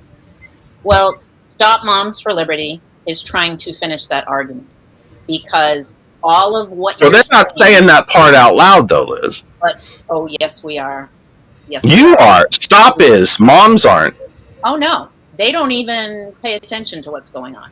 Right. But what our movement is doing is the small pushbacks, because all of this billionaire boy club that you're talking about, absolutely all correct information, their tactic is to work from the bottom up now. It always used to be top down and what they're doing. Now they have found a strategy of undermining communities, of taking and tearing communities apart by instilling this false fear within communities. And you've got some that understand it's not really what's happening, and some that are convinced that it's really happening in our school system. So the school boards were the least likely activity for people to participate in the school board elections. And so that's where they knew, okay, we can get the foot in the door there. And that's why their target has been school boards, because they're the easiest place to get an elected official. And they've taken a business approach to this. It's cheaper. Mm-hmm. It's cheaper to destroy communities than it is to put a man in the White House. Correct. That's exactly what they're doing. They have, let's say they have $1 billion to spend, right? Which is not really outrageous. I think they probably could spend that, right? They're not going to put all the billion. The most presidential candidates now, since who was the first one to break $1 billion? I used to know that. It might have been George W. Bush, believe it or not.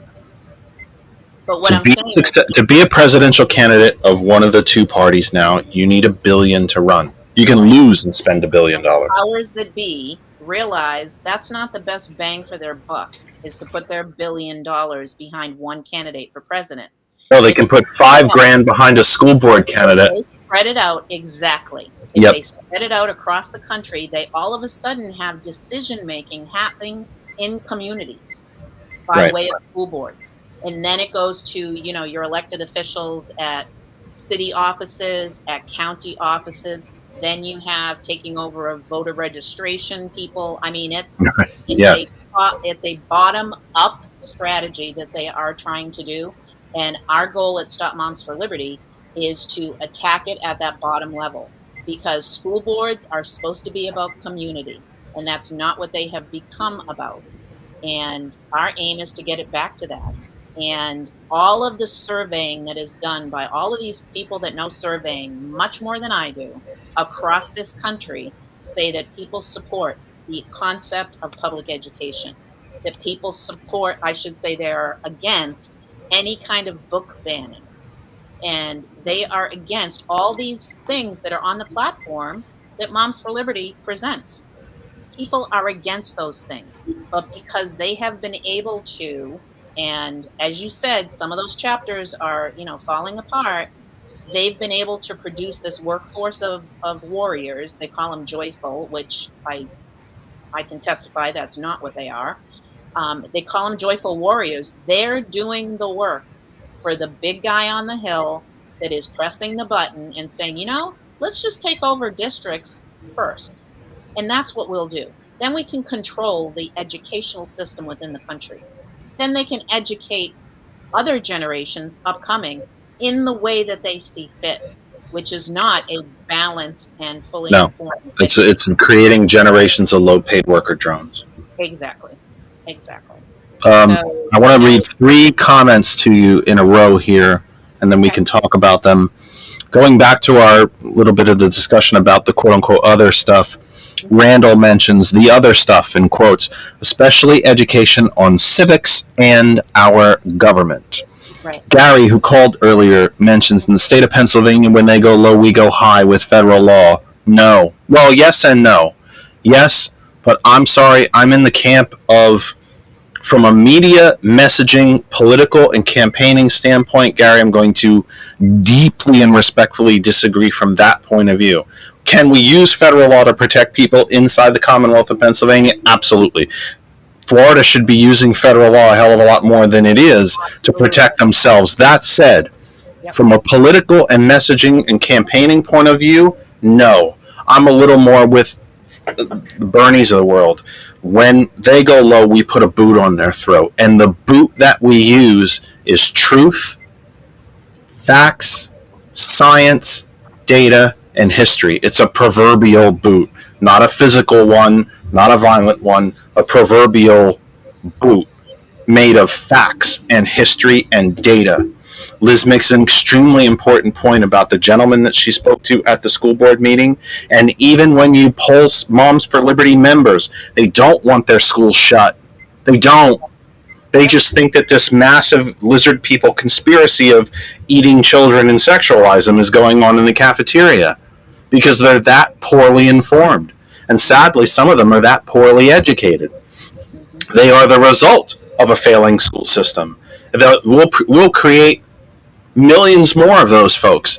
The folks that think that $12 an hour at Amazon and that you only get to keep your job if you can pull 8 million packages a minute, and holidays, what are those? Weekends? We don't need those. Or Arkansas, Iowa, Alabama, Mississippi, who have now made it legal for 14, 15, and 16-year-old kids to work in manufacturing facilities and serve alcohol. And oh, by the way, not get paid the same as an adult for doing the same work. We're talking about creating millions and millions and generations of those people. We're not talking about going back to the 50s. We're talking about going back to the 1850s. I would argue the 1150s, where we had medieval serfdom and a caste system. Yes. So I think you're right, Gary. We can use federal law to protect us on some fronts, but on a political front, messaging, campaigning, Democratic candidates standing on stage on podiums with Republican candidates and throwing verbal proverbial punches, not real ones. We're not the violent ones. We're not the oath keepers. We're the ones that are armed with the facts and the history on our side. And it's about damn time that we stood toe-to-toe with these folks and used it. Last comment I wanted to read from Randall, and again, Liz, I think it's not hyperbole, but you feel free to disagree with me. Nazism began with the Citizens Army, the brown shirts in the streets, and I would go back a decade earlier into the 1920s in Italy. It was the black shirts. Mm-hmm. Mm-hmm. That's what this is. And the gentleman that you mentioned that was at the school board meeting wearing all his mom's gear, I'm sure that was all made in the United States. Well, I can't answer to that one, but right. Yeah, no, that's all the Trump gear is made in China, but you know, it's a crazy time. But you know, we're working on that local level, and the growth of our movement is showing that. We started off, as I said earlier, in Florida. I figured that was the only place that Moms for Liberty was going to, you know, really become active. And I was sorely wrong. And I apologize to America that, you know, we didn't stand up. Moms for Liberty started when our school board candidate was defeated, and she was humiliated publicly by that defeat. And so that passion of saving face was part of the whole development of the movement called Moms for Liberty. They cannot deny that. They just can't. And so when you see these things happening at a local level, you need to do things at a local level as well as, and I think what you said, Gary, I think what he was referring to is use the systems in place that can support you.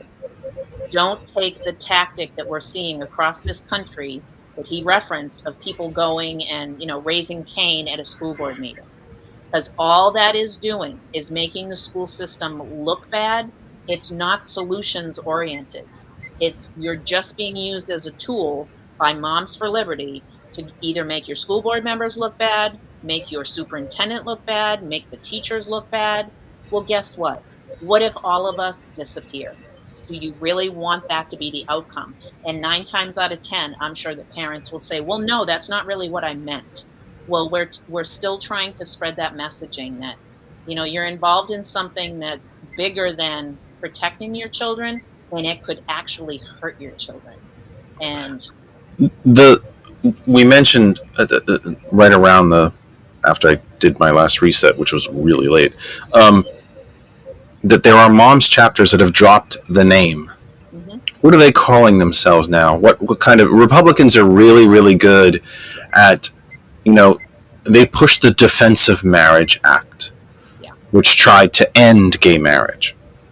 You know, they always push legislation that does the opposite of what they're really trying to accomplish. So guessing and not knowing the answer, to be very honest. So the chapters that might be moving away from the name because of the work that your group and others have done to educate people on what the Moms for Liberty really are and what they're really trying to do and how they're trying to do it. So what are these chapters that have made that marketing decision, if you will, that political decision, that messaging decision? What are they calling themselves? Who should we be looking out for? Well, there isn't one set like go-to name. Anything that usually has parents is a red flag. If it's cropping up now, we have a lot of good groups that have the word parents in there. But if they're cropping up right now, it's typically that changeover from Moms for Liberty.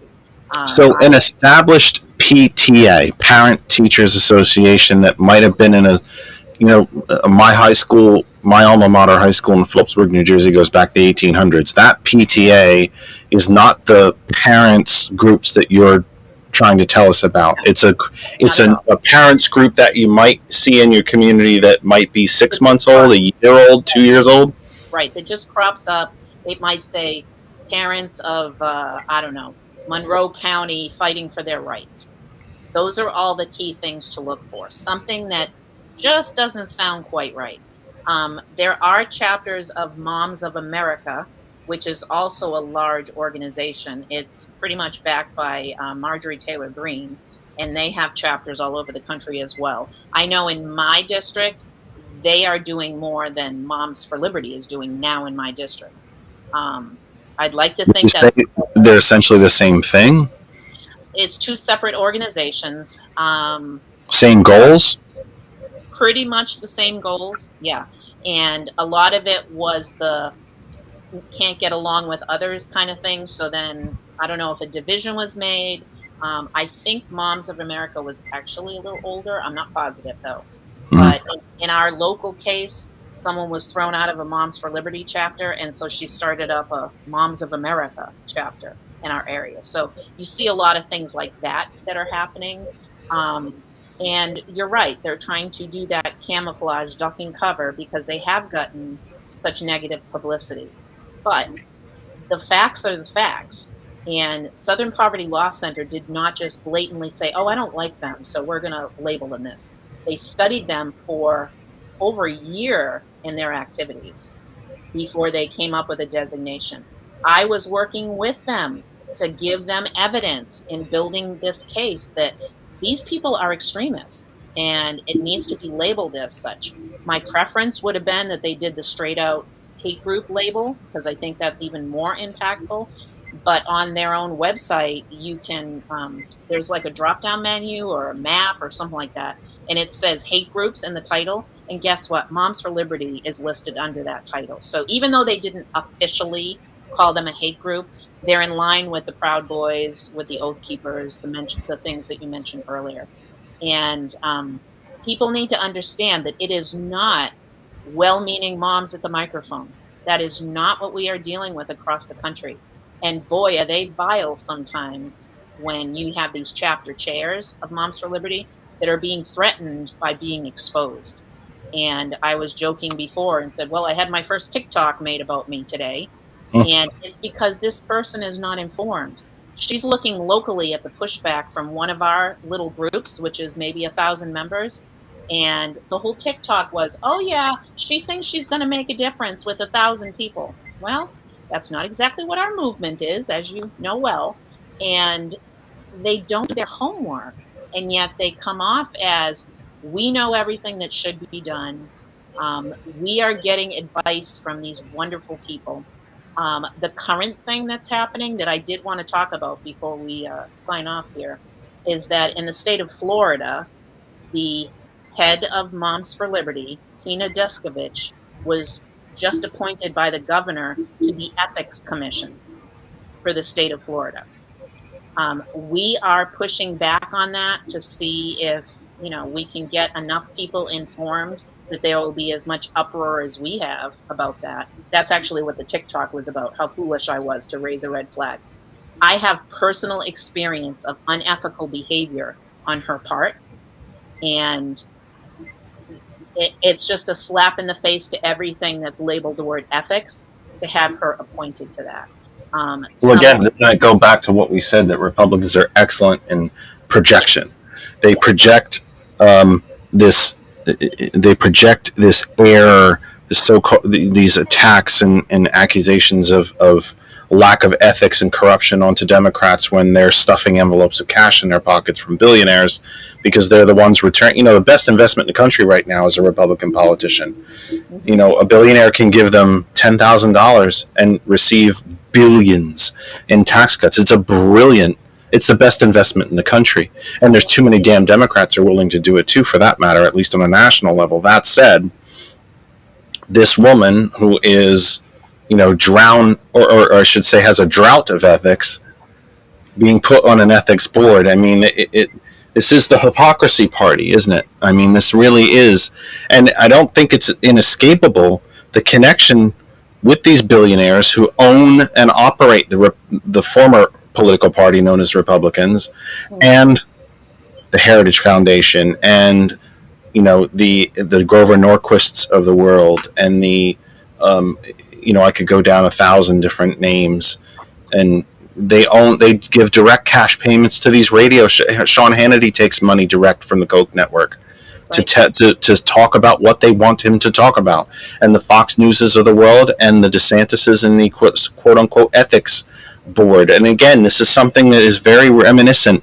History teaches us this. This is what I was trying to make with Gary earlier. Even though I agree with him on some points, I disagree on others. This is history telling us what did the Italians and the Germans do in the 20s and 30s?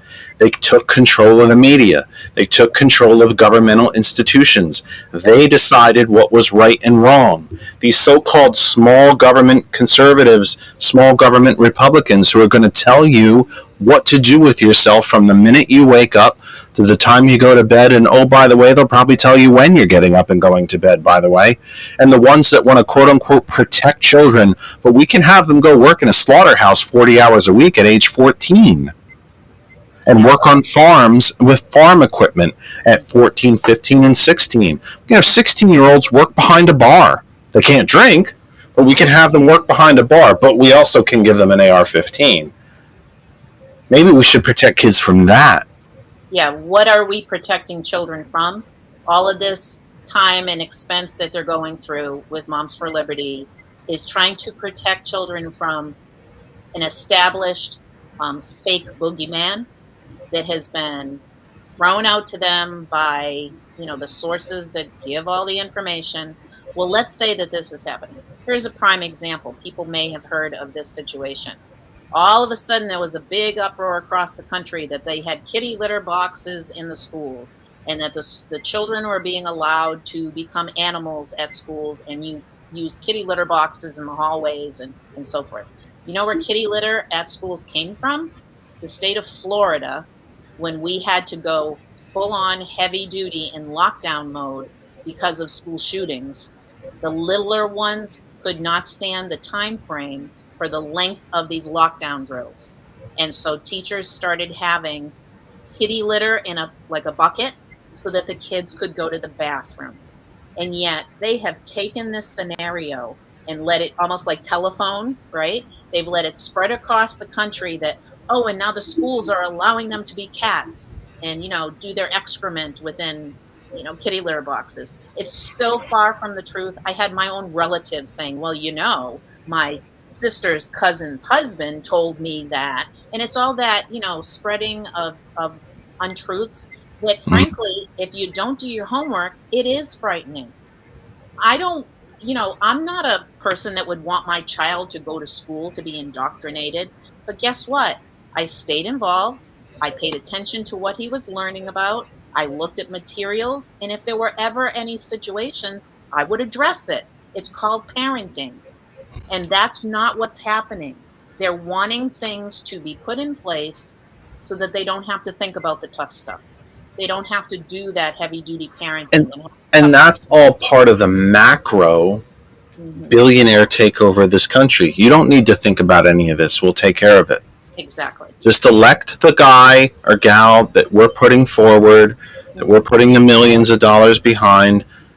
They'll take care of everything. Again, these supposed small government conservatives, you don't need to know how your government works. We'll take care of it. How did God tell us who should lead us? He gave them all the money.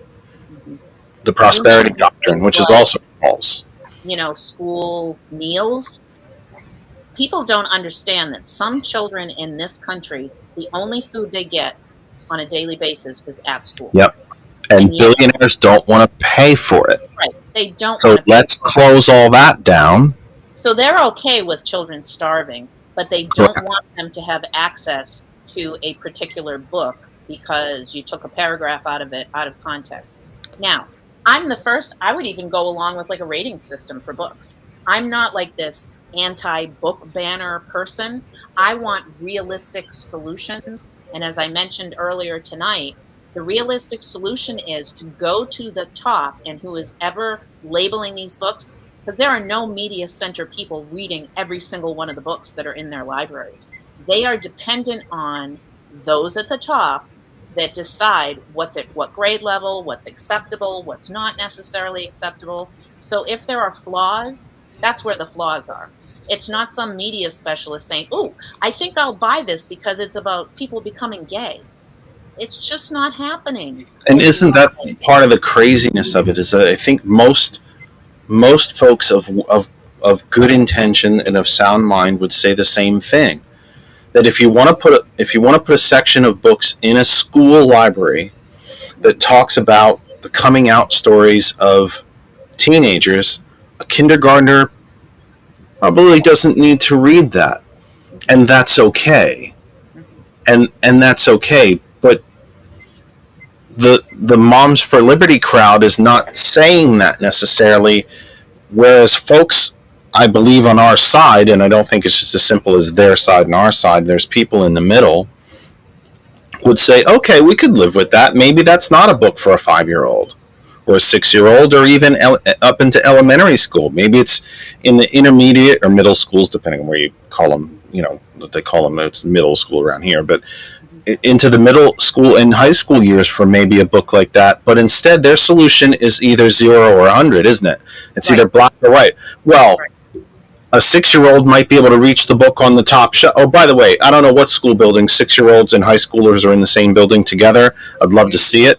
I don't really think there's probably one anywhere in the country, and if it is, it's because it's a massively rural section where there's only 100 kids in the whole town. But that said, okay, fine. The answer is just tear it down. Well, the answer is to not have a library. That's what they're. No, that's not the answer, and that seems to be the entire mom's philosophy of all this. Is that, well, we think this little thing is wrong. All right, you know what? Let's have a discussion about it. No, let's tear the school down. Yep. Let's no longer have an education system, period. Yep. Come on, you Moms for Liberty folks, and don't tell me you're not listening, because you do. Because I get they really like me. Because I get the comments during the week. And by the way, I tagged them in the show promotions. They knew the show was happening tonight. The answer can't be just tear it all down. What I mean, that's an easier answer, right? It's really like saying, I hit a pothole with my car, so let's not have roads. I got a bad steak. Let's not have beef anymore. My cheese was spoiled. We shouldn't make cheese anymore.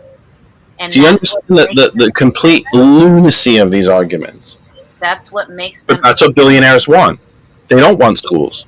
They don't understand that their views are extreme. I would be in agreement on some of the things that some of these people talk about. I would be on the side of Moms for Liberty. Of course, they'll probably quote that and say, "Oh, she's on our side."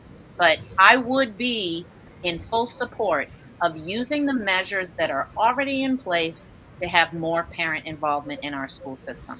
I was a classroom teacher. My door was always open. My lesson plan book was always open. And to now, the things have changed in this country. Be called a groomer, to be accused of indoctrination. That undermines my entire career, my entire life's work.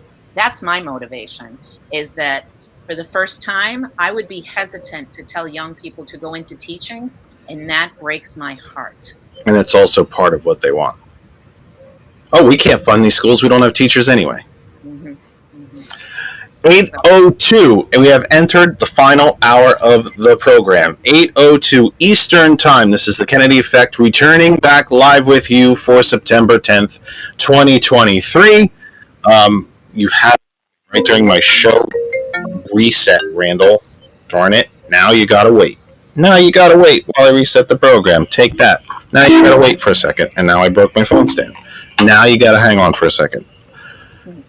Wherever you might be across the Facebook universe, That Other Side of Information is our home group Facebook page to every individual, public group, private group, national page that has allowed us to be part of your corner of the Facebook universe. Thank you, thank you, thank you for everyone on Facebook who sent me a comment. Feel better. When are you coming back? All these kind of things over the last month. Or so, yeah, it is about a month. I think August 9th was our last program. Thank you. It's extremely selfless and kind of you. Something we could use probably a lot more of in this country, selflessness and kindness. And it's very selfless and kind of you. I am fine, generally speaking. My health is never going to be good. Again, that ship has sailed. But we just needed a break. But we're back with you September 10th, wherever you are across Facebook. Stay right where you are. Enjoy, watch, listen. If you've allowed us to be part of your corner of Facebook, thank you. We could not be here without you. Our home group Facebook page is That Other Side of Information. It's always there 24/7. You can follow up on the stories that we post. You might be noticing, by the way, I've posted a lot less of The Guardian lately. They put a paywall up, and they just haven't decided whether to pay for it yet. I can only look at so many articles in a month. It's a pretty good number, to be honest. I think it's like 90 something, which is a lot. It's really only three. Excuse me. It's really only 3 articles a day when you really think about it. But there's so many excellent articles there. I can't quite decide which ones to post. And of course, as soon as you open it, it counts. So I can only really open 3 articles a day to see if they're even worth posting. It's been a nightmare. We've been dealing a lot more with the BBC, the CBC, and local news sources, even CNN, things like that. But anyway, my point is, our home group Facebook page is always there. When the show is over, the page is there. You can catch the show there all week. Anywhere on Facebook where video is shared, it always stays there. If you didn't get a chance to see us, or if you missed any of our return program tonight, go to youtube.com/That Other Side of Information. We are live there now, but when we're done, the recording stays there. Listen in, increments. If you can't take the whole 3 hours in, listen in little bits. But anywhere on Facebook that we've shared and YouTube, you can catch up with our program there. Hot101.net, our name is our web address. If you can connect to the internet, you can listen to Hot101.net on any type of device. And of course, you can tell Alexa to play Hot101.net following our program at 9 p.m. Eastern Time, 7 Central, 6 Pacific is The Villain's View with Sergeant Mac. It comes up right after us. Even if we don't go straight to 9 o'clock and we should happen to finish early, go grab popcorn, get a drink, freshen yourself up, and then sit back down and catch Sergeant Mac 9 p.m. Eastern Time, 6 Pacific. And the TCP Media Group, and of course our sponsor, the PayGive app. You have to buy things. You have to pay for them. Why not give to a charity or cause that is near and dear to you when you do it? When you buy gift cards and make transactions through the PayGive app, a percentage of that transaction can be designated to a candidate, a cause, a charity of your choice. Veterans, healthcare, seniors, children's charities, animal welfare charities, it's all there. When you make a transaction with PayGive, a portion of that can go to a charity of your choice. The PayGive app, you have to pay for things. Why not give when you do it? Our guest is Liz Mikitarian. The phone line is occupied at the moment, but it will be open. Let's talk to Randall, who is going to try to balance himself between listening to Liz's responses, which he cannot hear on the phone, while he listens to me drone on doing my reset. 267-227-9189. After Randall is done, the phone will remain open. Our plan is to take you right up to Sergeant Mac at 9. If we end early, we end early. What can I say? But that's the plan. Randall, you have been very patient, sir. Go ahead. The airwaves are yours, sir. Jeff, I'm not going to try and toggle back and forth. It's messy, man. I know. It's not easy. George and I have tried to solve this thing for... We started using Restream almost 3 months ago, I think. No, maybe 2. I think we started using it in July, and we still have not been able to figure out how to get the Google Voice to work through Restream. So it's a messy, but I'm glad that you're back. Welcome home. I'm glad that you're listening. It means a lot to me. And so go ahead. I'm sorry I cut you off. Go ahead. No, that's no problem, Jeff. I just, a bunch of things. You saw some of my comments on your Facebook group page, the other side. But I mean, it's mind-boggling. Let me back it up. My wife and I, we moved 5 years ago down to the public school district that I grew up in.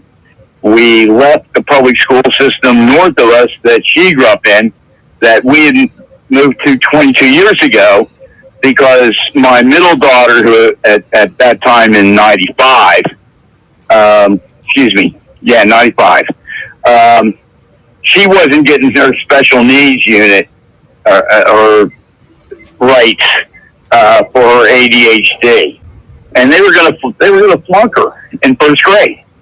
Well, she has an IQ higher than anybody in the household. It's just that they didn't know how to deal with ADHD. They just kept put her on drugs. Now, I grew up in the 60s, and I did too many drugs. So I was against drugs. My wife grew up in the late 70s. She never did drugs.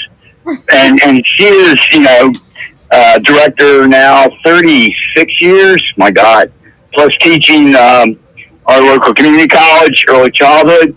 But my wife is director of an early childhood facility that has 4 stars, the highest in PA.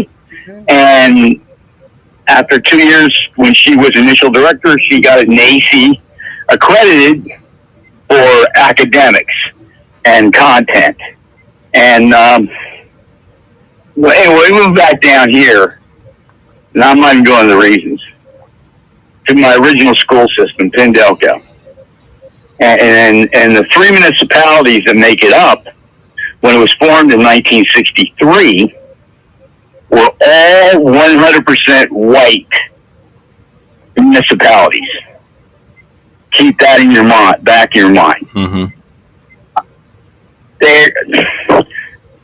My voting precinct when we lived in Aston, next door, where I grew up, was at the high school. And I'll never forget in 1991, when the few black children at Sun Valley High School had his locker on the wing that we had a classroom for my precinct and ward to vote in. And all I heard that day from all his classmates, hundreds of times that day, was the N-word. I live in a community in Aston next door, same thing. They voted overwhelmingly, both the first and 2024 Trump. They're overwhelmingly Trump Republicans. And our school board has been controlled 100% by the Republican Party for 32 years. We couldn't even get one Democratic candidate in any of the 3 municipalities to run for a local school board in the May Democratic primary. Consequently, obviously, all the Republicans cross-filed and Democrat. They won both primaries. The election's over come November, general election. I have been fighting. I can go back to 2020 when all these people on the board, school board, were harping about Black lives don't matter. I can go back last year where questions were raised. Where did you spend your covert COVID money funds from the federal government. Right. Yeah, that's always a big question for that side is how did you spend that money? Or should you spend it at all? Let's save it for a rainy day. Yeah, exactly. Right. But now, since our PA Governor Shapiro has fully funded public schools to provide free breakfast and lunch for all children, I've been calling up the school board, and I should say the school district, and they had no plan as of August. They had no plan to implement how to provide meals for children. And they said, I got to run around. So I went to my state representative, Leanne, and her office said, we don't have the answer. We'll get back to you in a few minutes. They called back 10 minutes later. They had contacted directly the the school district. And they were told it will be implemented probably by the end of September. Well, school's been started here, since Tuesday after Labor Day. So that's inexcusable in my opinion. Anyway, I've probably taken up too much of your time and whatever.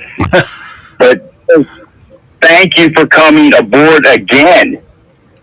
And I shared this and I will share it further on this specific Kennedy effect because you are an important person doing important work and God bless you. And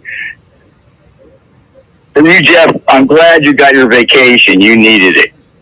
I worked. As Christine. Yeah, I worked the whole time, but yeah, we just, yeah, look, like I said, it's first world problems, okay? It's not how am I going to put food on the table or get my kid to a doctor. It's first world problems. I will say I think 6 o'clock start time is probably a done deal now because that extra hour meant everything in the world to me. As far as starting to get the stress level up and scrambling around and getting the wires connected and all that fun stuff. I think that extra hour means the world to me, and I think it's probably going to be a 6 to 9 from now on. But yeah, we just needed a break. I just needed to step away for a little bit. I don't your programs from 5 to 6 because Sunday is family dinner with my children and grandchildren. It's awesome. But so I like the 6 o'clock. Thank you. Hey, thanks for waiting around for us. I think it would have been very easy for a lot of folks who do take in the program every week, and even ones who don't take it in live, but they take it in during the week in smaller bits and so on. It's very easy to be drowned out. It's very easy to move on and search for something else to fill in that time. There's literally over 1 million active podcasts on the planet right now. I hate kind of calling this a podcast. I guess it lives on in that form to an extent, but we are live. Anything can happen. I could lose power. We could, fireworks could go off. It's Pennsylvania, by the way. It's a random Sunday, so it's never a bad day for fireworks.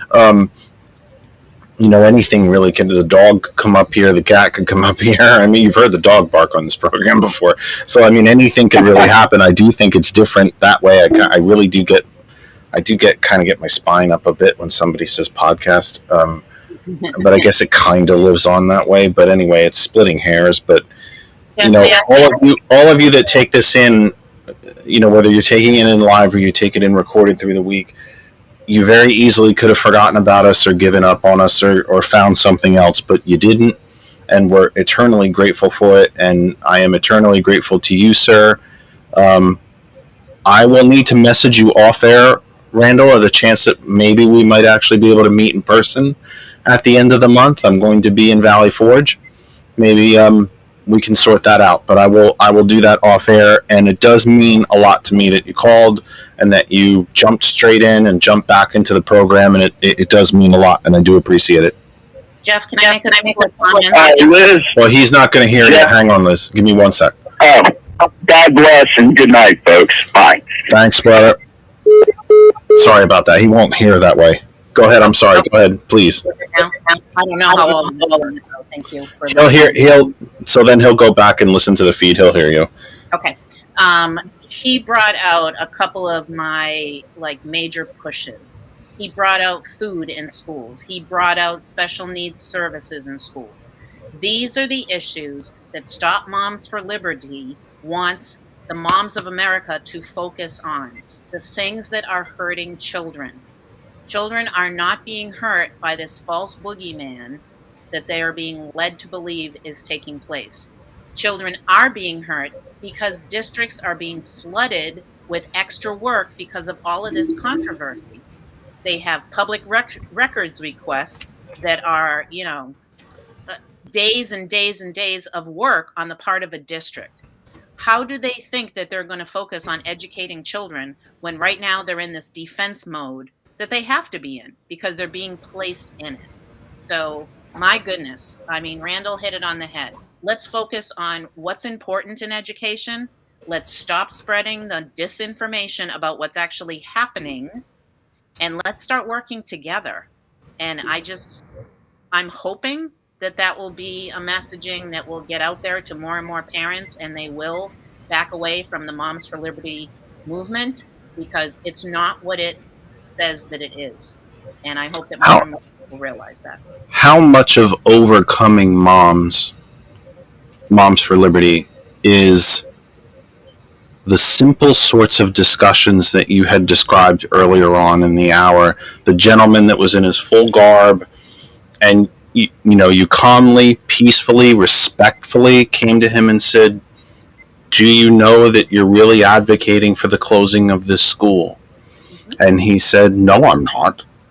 Mm-hmm. You are, and let's have a discussion about it. How, if that's not an oversimplification, because I invite Republicans on this program all the time. Mm-hmm. If you follow me on Facebook and you are in our group page, That Other Side of Information, you will know that going back maybe 2 months, I was getting a flood of friend requests from real Trumpers. I mean, diehards. And a couple of them I actually did accept, and they have been nothing other than nice and respectful. Mm-hmm. And a couple who really just want to have a go. And I said, absolutely. Come on my program and tell me why you feel the way you feel. And gee whiz, some of those friend requests disappeared. Yeah. And some of the berating messages, when I actually said, okay, fine, let's have a discussion on air. Because we don't solve anything until we start talking to each other. And that's when the messages stopped. Yeah. So how much of overcoming Moms for Liberty are those simple one-on-ones that you had with that gentleman? Mm-hmm. I think what's most effective is to understand that the structure of Moms for Liberty it's in place and it's untouchable, because I call them the too far gone. They have put in chapter chairs that are so on board with what's happening. But you did reach that gentleman, though. On some level, you reached him. He was not a chapter chair. He was a member that had been fed the disinformation campaign and bought into it because it sounded reasonable. Because who doesn't want to protect their children, right? It sounds reasonable at face value. Is there any way to know if he's still a member? No. I mean, I would like to dream that, and I don't know, maybe he fell right back into it. Yeah. But all we can do is try. But at this point, the structure is not amenable to discussion. It's not amenable to, hey, can we talk this out? Can we hash this out? They've gone too far. They are in this hateful approach, and they've decided that we are the enemy because we say Stop Moms for Liberty, when they're not bothering to find out why we're saying that. I was attacked because I am objecting to the placement of the leader of Moms for Liberty being placed on the Ethics Commission. And instead of saying, why are you objecting to it? They slammed me. So that's not any room for discussion, right? I'm a groomer, I'm this, I'm that. That tells me that they're not open to discussion. So what what I would say to people is look at an opening. This gentleman was having another discussion at the same time as he was having with me, right? The one I mentioned before. The other person was attacking him. The other person was calling him out, let's say. And just a simple question instead made him start to think. When you're called out, all you do is defend yourself, right? And it's almost like fight or flight. You exactly. The armadillo that wraps itself in wraps itself up and defends. You defend and you strike. You get in a corner and you strike back. Right. So their membership numbers, although they say certain things out loud to make themselves look good, we're not totally sure that their membership numbers aren't falling off at a pretty steady pace, that more and more people are starting to do that research.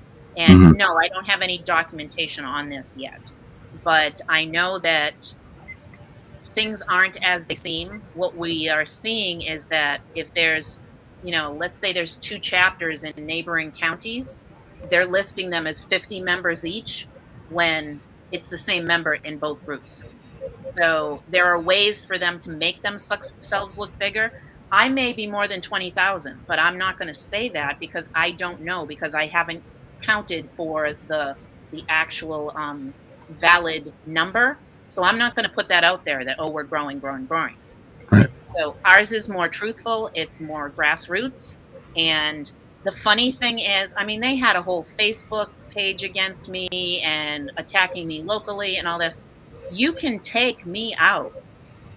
Not too easily because there's not much evidence against me, but you can take me out, but this movement is not going to stop. And there are people within our group in Stop Moms for Liberty that are not going to back down because they understand all the things that we've discussed tonight, that this is about the power hungry taking over the education system, that this is about indoctrination into the Christian fascist nationalism movement. And that is fully documented. And It's about taking that fear away from parents and asking them to do their own homework and to check things out for themselves. It sounds awful at face value, the way they're hearing some information, right? Oh my God, there's a book about, boy on boy sex. Sounds awful when some parent may hear that. But let that parent actually find out what's going on. Let them actually find out that their child doesn't have to be exposed to that.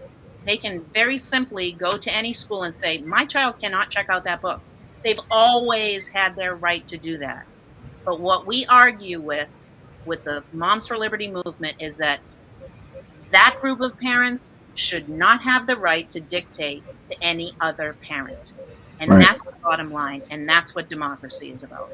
We are supposed to all have an even say in things. 267-227-9189, 267-227-9189. Phone line is open. I want to recognize a couple of comments in the YouTube chat that I think are really important. Jojo mentions that she's going to... No, wait. I'm losing track of my comments. Hold on a second. Jojo mentions she's going to a school board meeting on the 19th. Brilliant. Show up and be present. You don't have to be a John Kennedy, Robert Kennedy, Barack Obama style speaker to be able to be present. You can show up. These are open public meetings, which leads me to the comment made by Bettina where she says, I get too emotional I'm no good in debates. So don't debate. Go to the meeting and back up the people who are. Right. And I know this is going to sound very old-fashioned, but it's true. We all have smartphones, right? You have an internet connection inside that public meeting, and one of these Moms for Liberty groups stands up and says that the lizard people are teaching my kids math. So Google it and find out how fake it is. Mm-hmm. Give that information to the point person who might be the better speaker than you, who is speaking after the Moms for Liberty folks. You can support each other. This is a team effort. Rarely, if ever, does this happen with a single individual. It might start with a single individual, but it never really ends that way, does it? So You don't have to be great in a debate. Maybe you do get too emotional, and maybe that emotionality, I think I might have made another word, will not always show itself well. Okay, so don't go to the lectern and say anything. Right. Sit, do the research on your phone, scribble a note, hand it to the person who is going to the lectern to speak. It is your right to speak, but if you're not up for it, you don't think it's your best usage, you can still show up and support the people who do the speaking, if you wouldn't mind me saying that. 267-227-9189. The line is open. I want to ask you an odd question.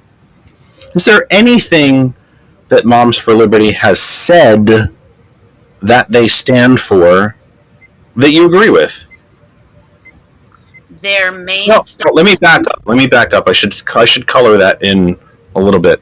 We know that we don't agree with the methods by which they want to achieve the goals. The goals is to burn everything down, slash and burn, no more public education. But is there anything that they advocate for, or at least say they advocate for, that you do agree with?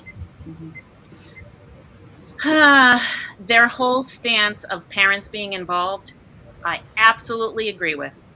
From day into night, I absolutely agree they need to be involved. They do not need to be in an attack mode, and that's what they're instilling in their membership. I want every parent to go to the principal, to go to the administrative assistants, to go to the classroom teacher, the media specialists, all of them. Develop relationships. Find out what's actually happening at the schools instead of being fed this disinformation campaign that at its roots is to make them go out and fight a war for the people that have nothing to lose in this. They all have children in these schools. And 9 times out of 10, they're satisfied with those schools, but they've gotten themselves involved with this campaign that will end their public school system. They need to know what they're involved in. I was reading through the comments too, and JoJo knows what's going on. She's talking about they're being handed pieces to read at the microphone that are out of context. That's very true. That's what we spoke about earlier. That's what's happening. It's a tactic.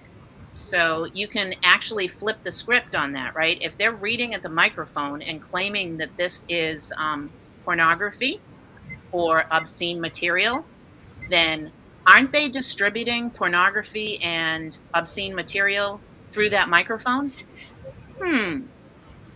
Should they be doing what they're doing? I don't know. The definition of pornography and obscenity is that it has to be within what's called the Miller test, and there are 5 or 6 caveats within that. And one of them is that every work of literature must be taken in its entirety. So this whole strategy that they've done of pulling out these salacious passages is just against everything that we stand for in this country. You cannot take it out of context, because then you miss all of that. One of the caveats is that it is a thing that's meant to titillate the audience. Most of the books that are being objected to are either by someone from the LGBTQ community or Black or brown writers. There is a pattern here of what this whole book thing is about, and it's an ugly pattern. And I want people to understand that that is part of that. It's some discrimination. In my county, they just removed 3 books, all by an Indian woman author. Coincidence? Maybe, maybe not. And that fact that it might not be a coincidence is something that we really need to, look into and pay attention to. I would say that I don't remember which justice wrote it. I want to say it was Justice Brennan, but I might be wrong, because I think it might go back earlier than he. I think it was the Brennan court. The definition of pornography is when he was asked, because I think it was Larry Flint and Hustler that took a free speech case all the way to freedom of the press, case, all the way to the Supreme Court. I'm not an expert on it, as you can tell. And he was challenged by the lawyers for Hustler to say, well, what is pornography? What is the definition of it? And his answer was, it's one of the most famous Supreme Court quotes in history, is you pretty much know it when you see it. Except for at the same time, they came up with the Miller test. Right. And the Miller test is something that we need to use more often and we need to be aware of. And the arguments against books do not, in, I'd say, maybe 10 out of 10, but in 9 out of 10 cases, just to give a shadow of a doubt, it doesn't meet the Miller test for pornography. And yet these parents are having it pushed down their throats that school teachers and media specialists are distributing pornography. No, they're not. Let's look at the reality. That's all I'm asking for Moms for Liberty members is let's just get a little bit more dose of reality. I referenced the, kitty litter box, and that went like crazy across the United States. Yeah. Simply not true. So these folks are standing up at the microphone, actually undermining the public school system. But is that what they really want? Do they want improvement? Because I totally support that. Any parent should be wanting improvement, continual improvement, and they should take the proper steps to strive for that. If they're talking about infiltrating school boards so they can do things like fire superintendents like they did in my county, once my board... And they did in Bucks County, Pennsylvania, one of the richest counties in the Commonwealth. Absolutely. Installed their own. Ours was forced to resign. I think there are several places across the country where superintendents knew the writing on the wall, so they did resign instead of being fired. But there have been firings of superintendents without cause.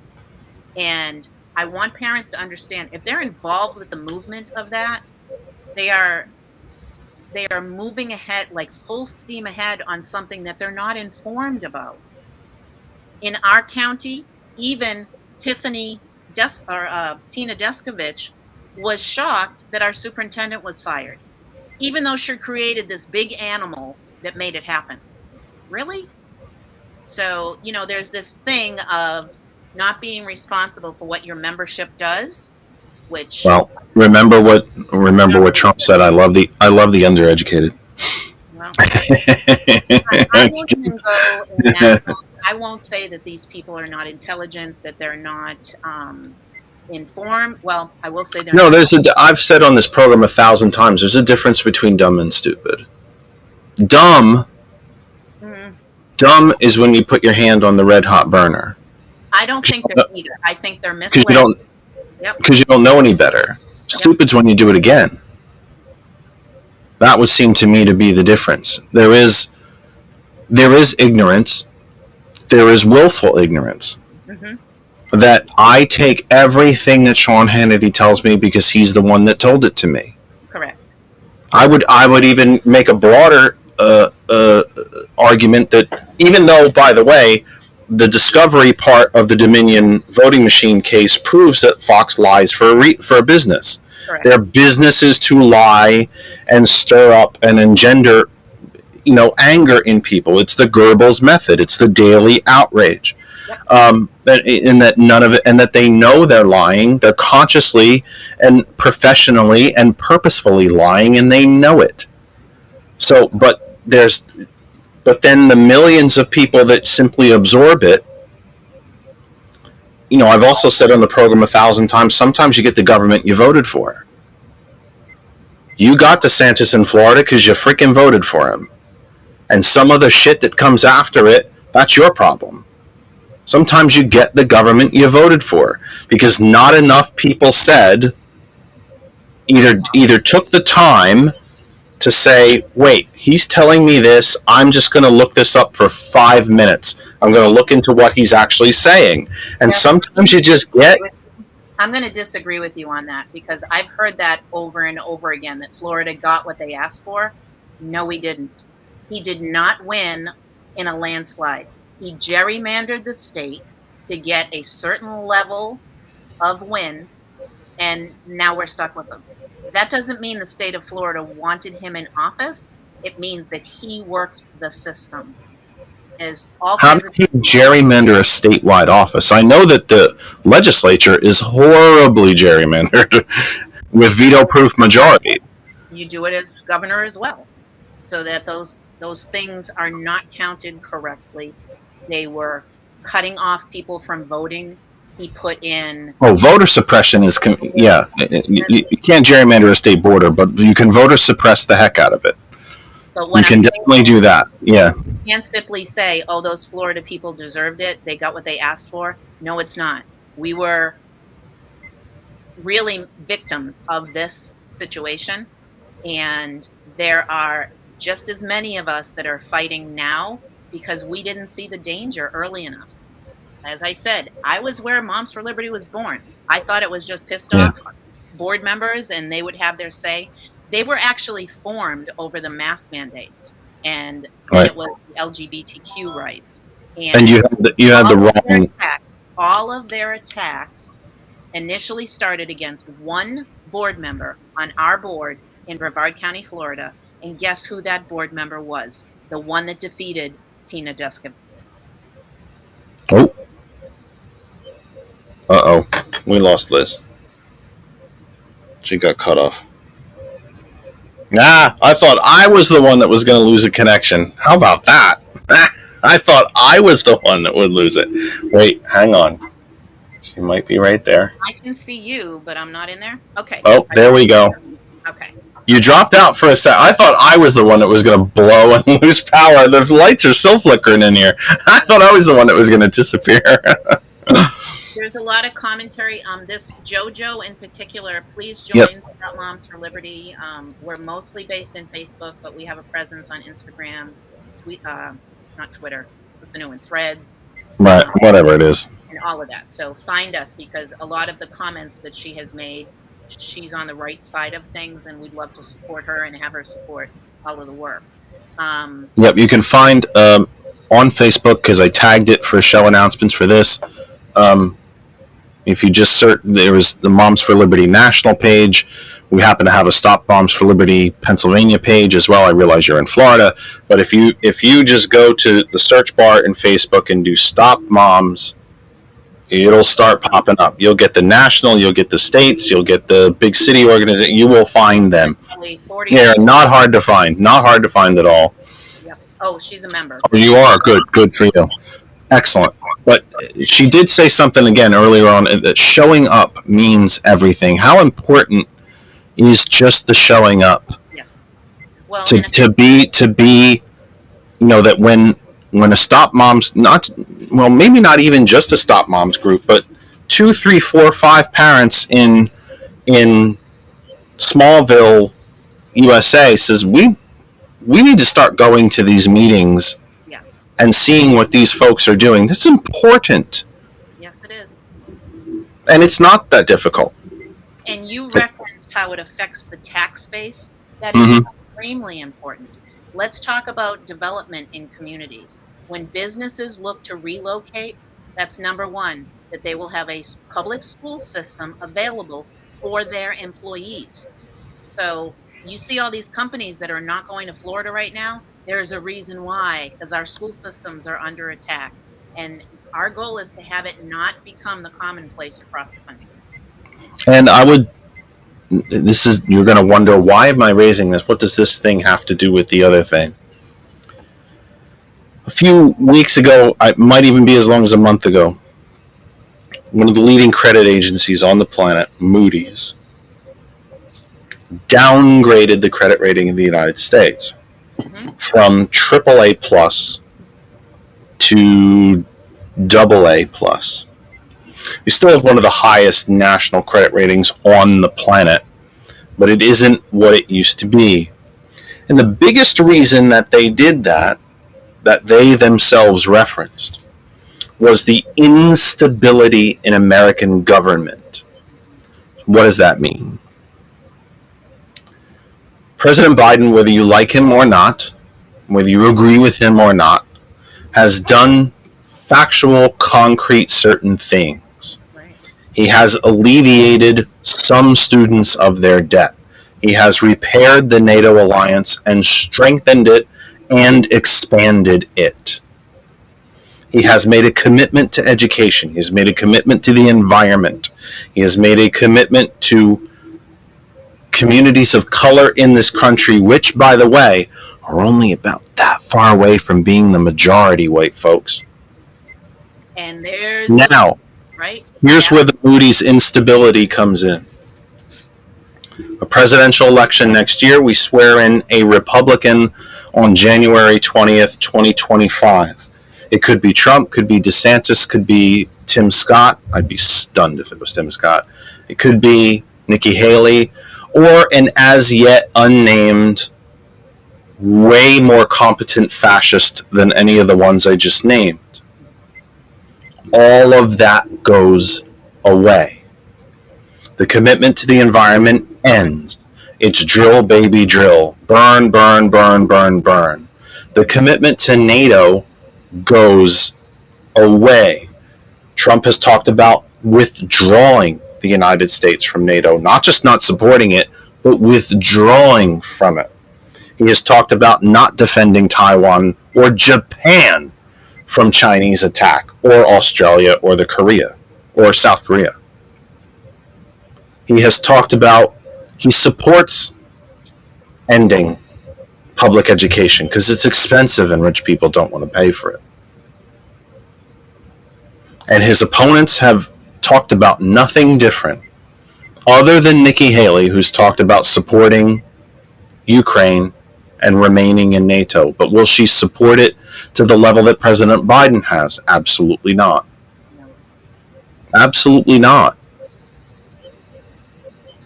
So Moody's, seeing this dramatic instability in the American government, and remember, folks, it wasn't so long ago, even really into the early Nixon years, the Republicans basically, since the Republican Great Depression, have been the party of big business. Right? Democrats have been the party of the working class. Now, there was a really long period of time where Democrats were the party of the white-only working class, and that was a big failing in the history of our party. We grew and evolved. It's the Republicans that have become the white-only party now.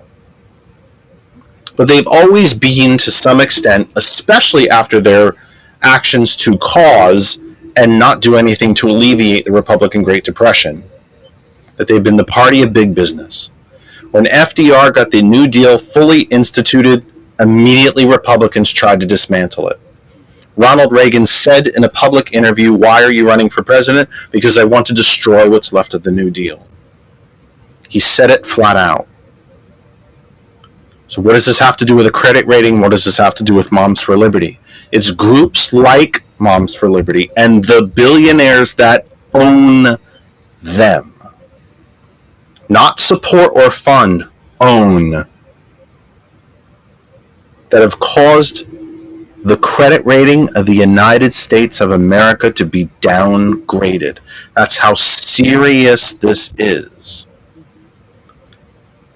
And then you might think to yourself, well, just me attending the school board meeting, how's that going to help?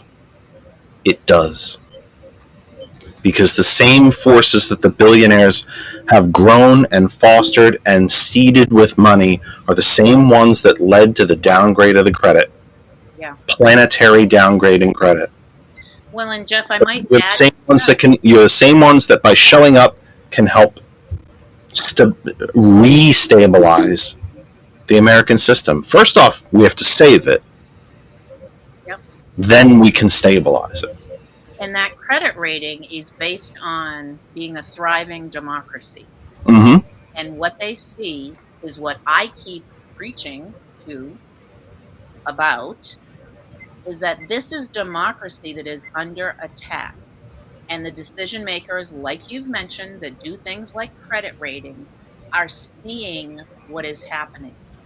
And Moms for Liberty can protest what my words are all they want. But this impacts the United States. And what we can do is fight it on the local level, because that's where they've brought the fight. They've brought it to those school district meetings. They've raised the uproar. They give all the misinformation. And it all is connected.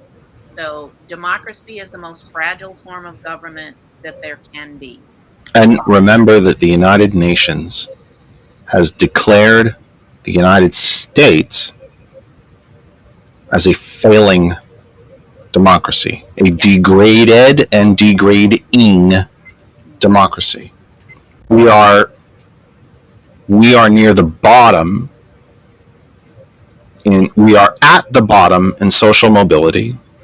We are number one. We are number one in infant mortality, maternal mortality, and especially if you're a woman of color, you're really high in infant mortality. Which is ridiculous in the United States of America in 2023. We created 4 million of our fellow citizens went bankrupt during COVID because of healthcare bills. Mm-hmm. No one anywhere else around the world did. Mm-hmm. So this is important. You might think that attending your local school board meeting isn't going to make a big difference. I assure you it will. And you don't have to stand up and make a grand Kennedy inauguration speech or an I Have a Dream speech. You don't have to say anything. Yep. Be present. And I won't tell people ever what to say when they go to these meetings, as opposed to people that are handing scripts to people to go and read at the microphone. You talk about a loss of democracy. You're using your right to go and speak publicly, and you're letting someone else dictate what you say. I would simply say that it's puppeteering. It's puppeteering, really. Yeah. And our role as, even if it's observers, is to make it known that Moms for Liberty does not speak for me. We have a t-shirt on the back of it. It says that. I've seen this in action when a Moms for Liberty speaker gets up at the podium and they start with some of their drivel and their attacks. The audience members simply stand in silence and turn around, and all their shirts say, Moms for Liberty does not speak for me, because it sends that message to those decision makers that, maybe this isn't a unanimous audience, and maybe I better be a little bit more careful with my decision making. We have little paddle signs that are like a stop sign on one side and then green on the other one that can be turned to show those board members, I don't agree with what that person is saying at the podium, because they've been so loud, so proud, so organized that some of these decision makers think that they speak for their community, and they do not speak for the majority of communities. And that's the message that we need to have. Oh, she says, getting me a t-shirt. It is something. Get in line, JoJo. I want a t-shirt and a sign.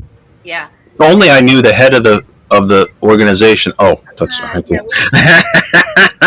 don't sell anything. That's another difference too. Yeah. We don't collect money. We're not making money. Is a vendor. And when I first put a call out, say, is there anybody that could make us t-shirts? This was way when we were first getting started. And she's been phenomenal. She logged on tonight, as a matter of fact, and I think made a couple of comments, Crystal. And that's what grassroots is about. I'm not taking in donations. I'm not collecting money for merchandise. That's what Moms for Liberty does. And that's not what grassroots means. And it's high time that they stop trying to defame us when we're the ones that are acting in a much more honorable and honest fashion. I think we do have to make that point, okay, that nothing, this organization on the left, if you will, I kind of more consider it just the organization on the sane side of things. We're not all making profits here. We're not all looking for ways to make a profit and bilk the people that we have misled. We're just standing up. We have only a few minutes left because I do want to talk to George a little bit before the end of the program and before we hand it over to Sergeant Mack. Just wrap it up for us. How do people find you? How do they contact you, speak with you? How do they find their local chapter? What's next in this effort? Just take the floor for a minute or two, and then I'm going to chat with George, and we're going to say goodbye to you right before 9 o'clock. Again, remember, Sergeant Matt comes up right after us. That other side of information, hot101.net. So, Liz, the floor is yours. Okay. For your listeners, just Google or whatever search engine you use, Stop Moms for Liberty. We have a website. We have a very active Facebook presence. We have an interactive United States map that you can simply click on and find a chapter that's nearest to you that our members work long and hard to develop. I don't have a whole media team like Moms for Liberty does, making all of this reach out, right? And so there are many, many ways to find us, but find your tribe within your community even before reaching out to us, because that's where your strength is. Because I started this movement, like I said, from little old Florida. It grew from there. But now what we're seeing is a very positive switch into, hey, we want to open a group within, I don't know, Oak Park, California. I'm just making that up, right?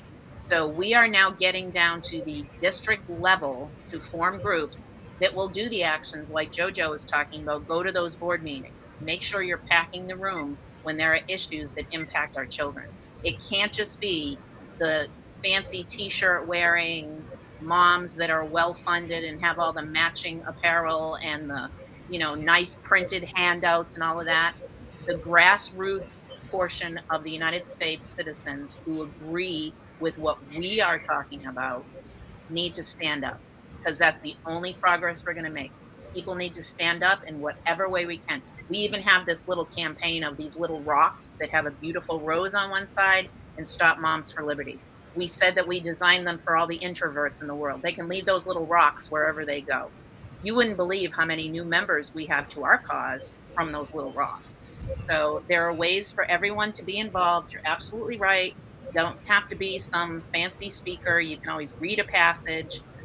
One of the things I'll also say is reach out to your local teachers, because your teachers want to speak, but they are afraid.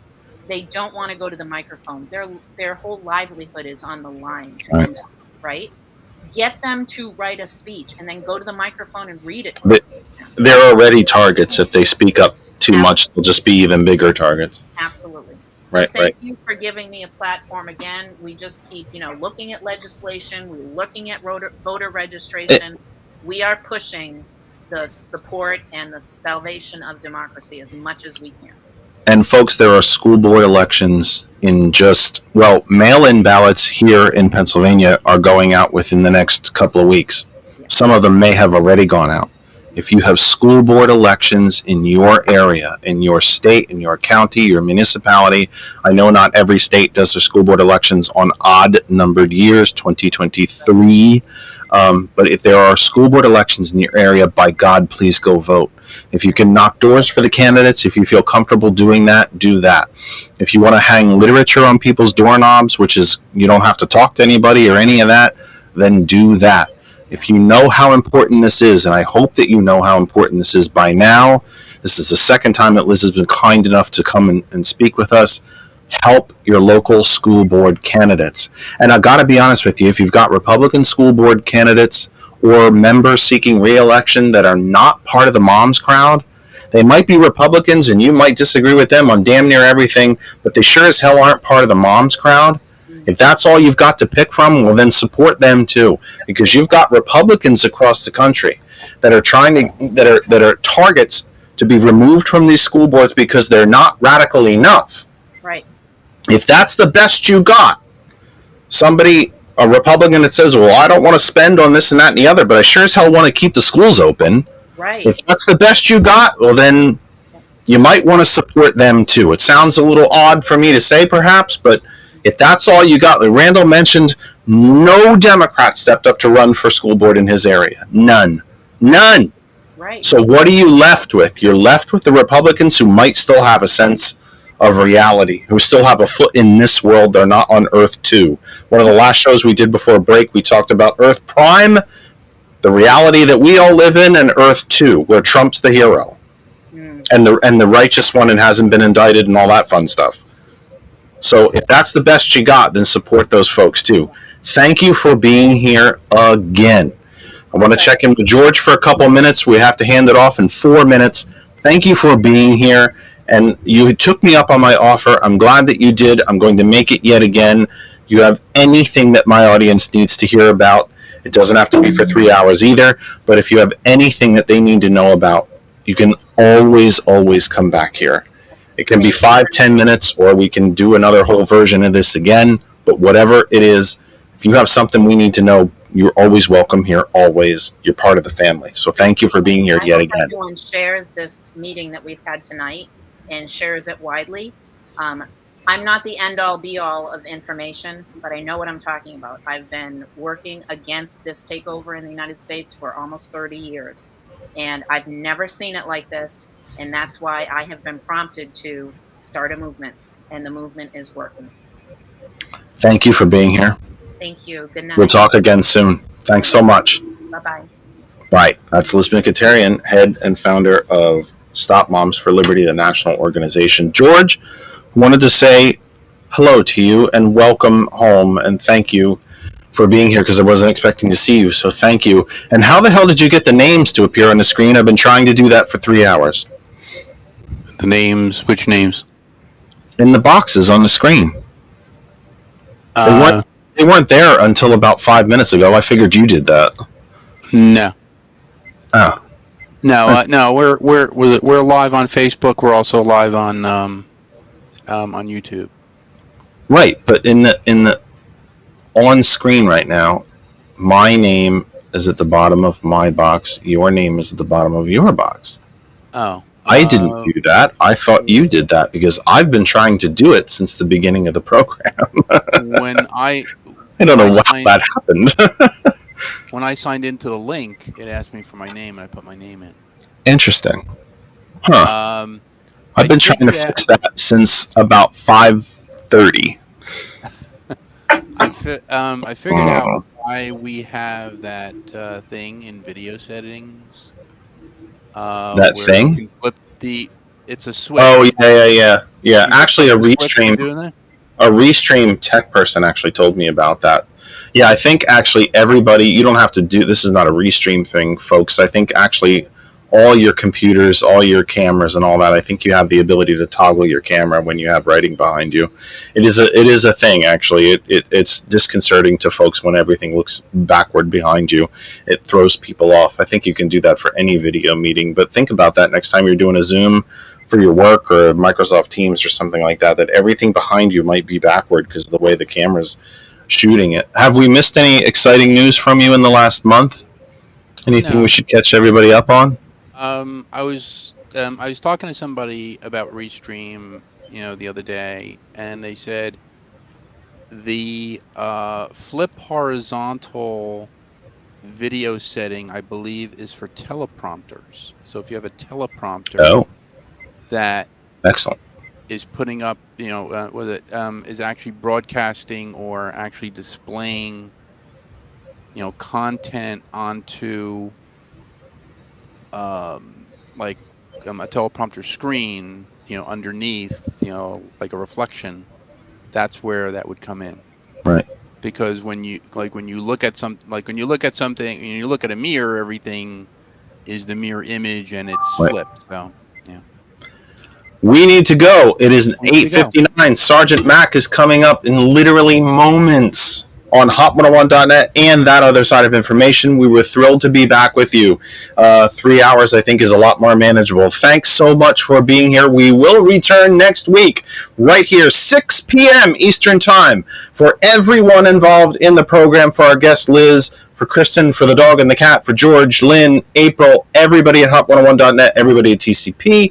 Thank you. We will see you next week. Sergeant Mack starts right now.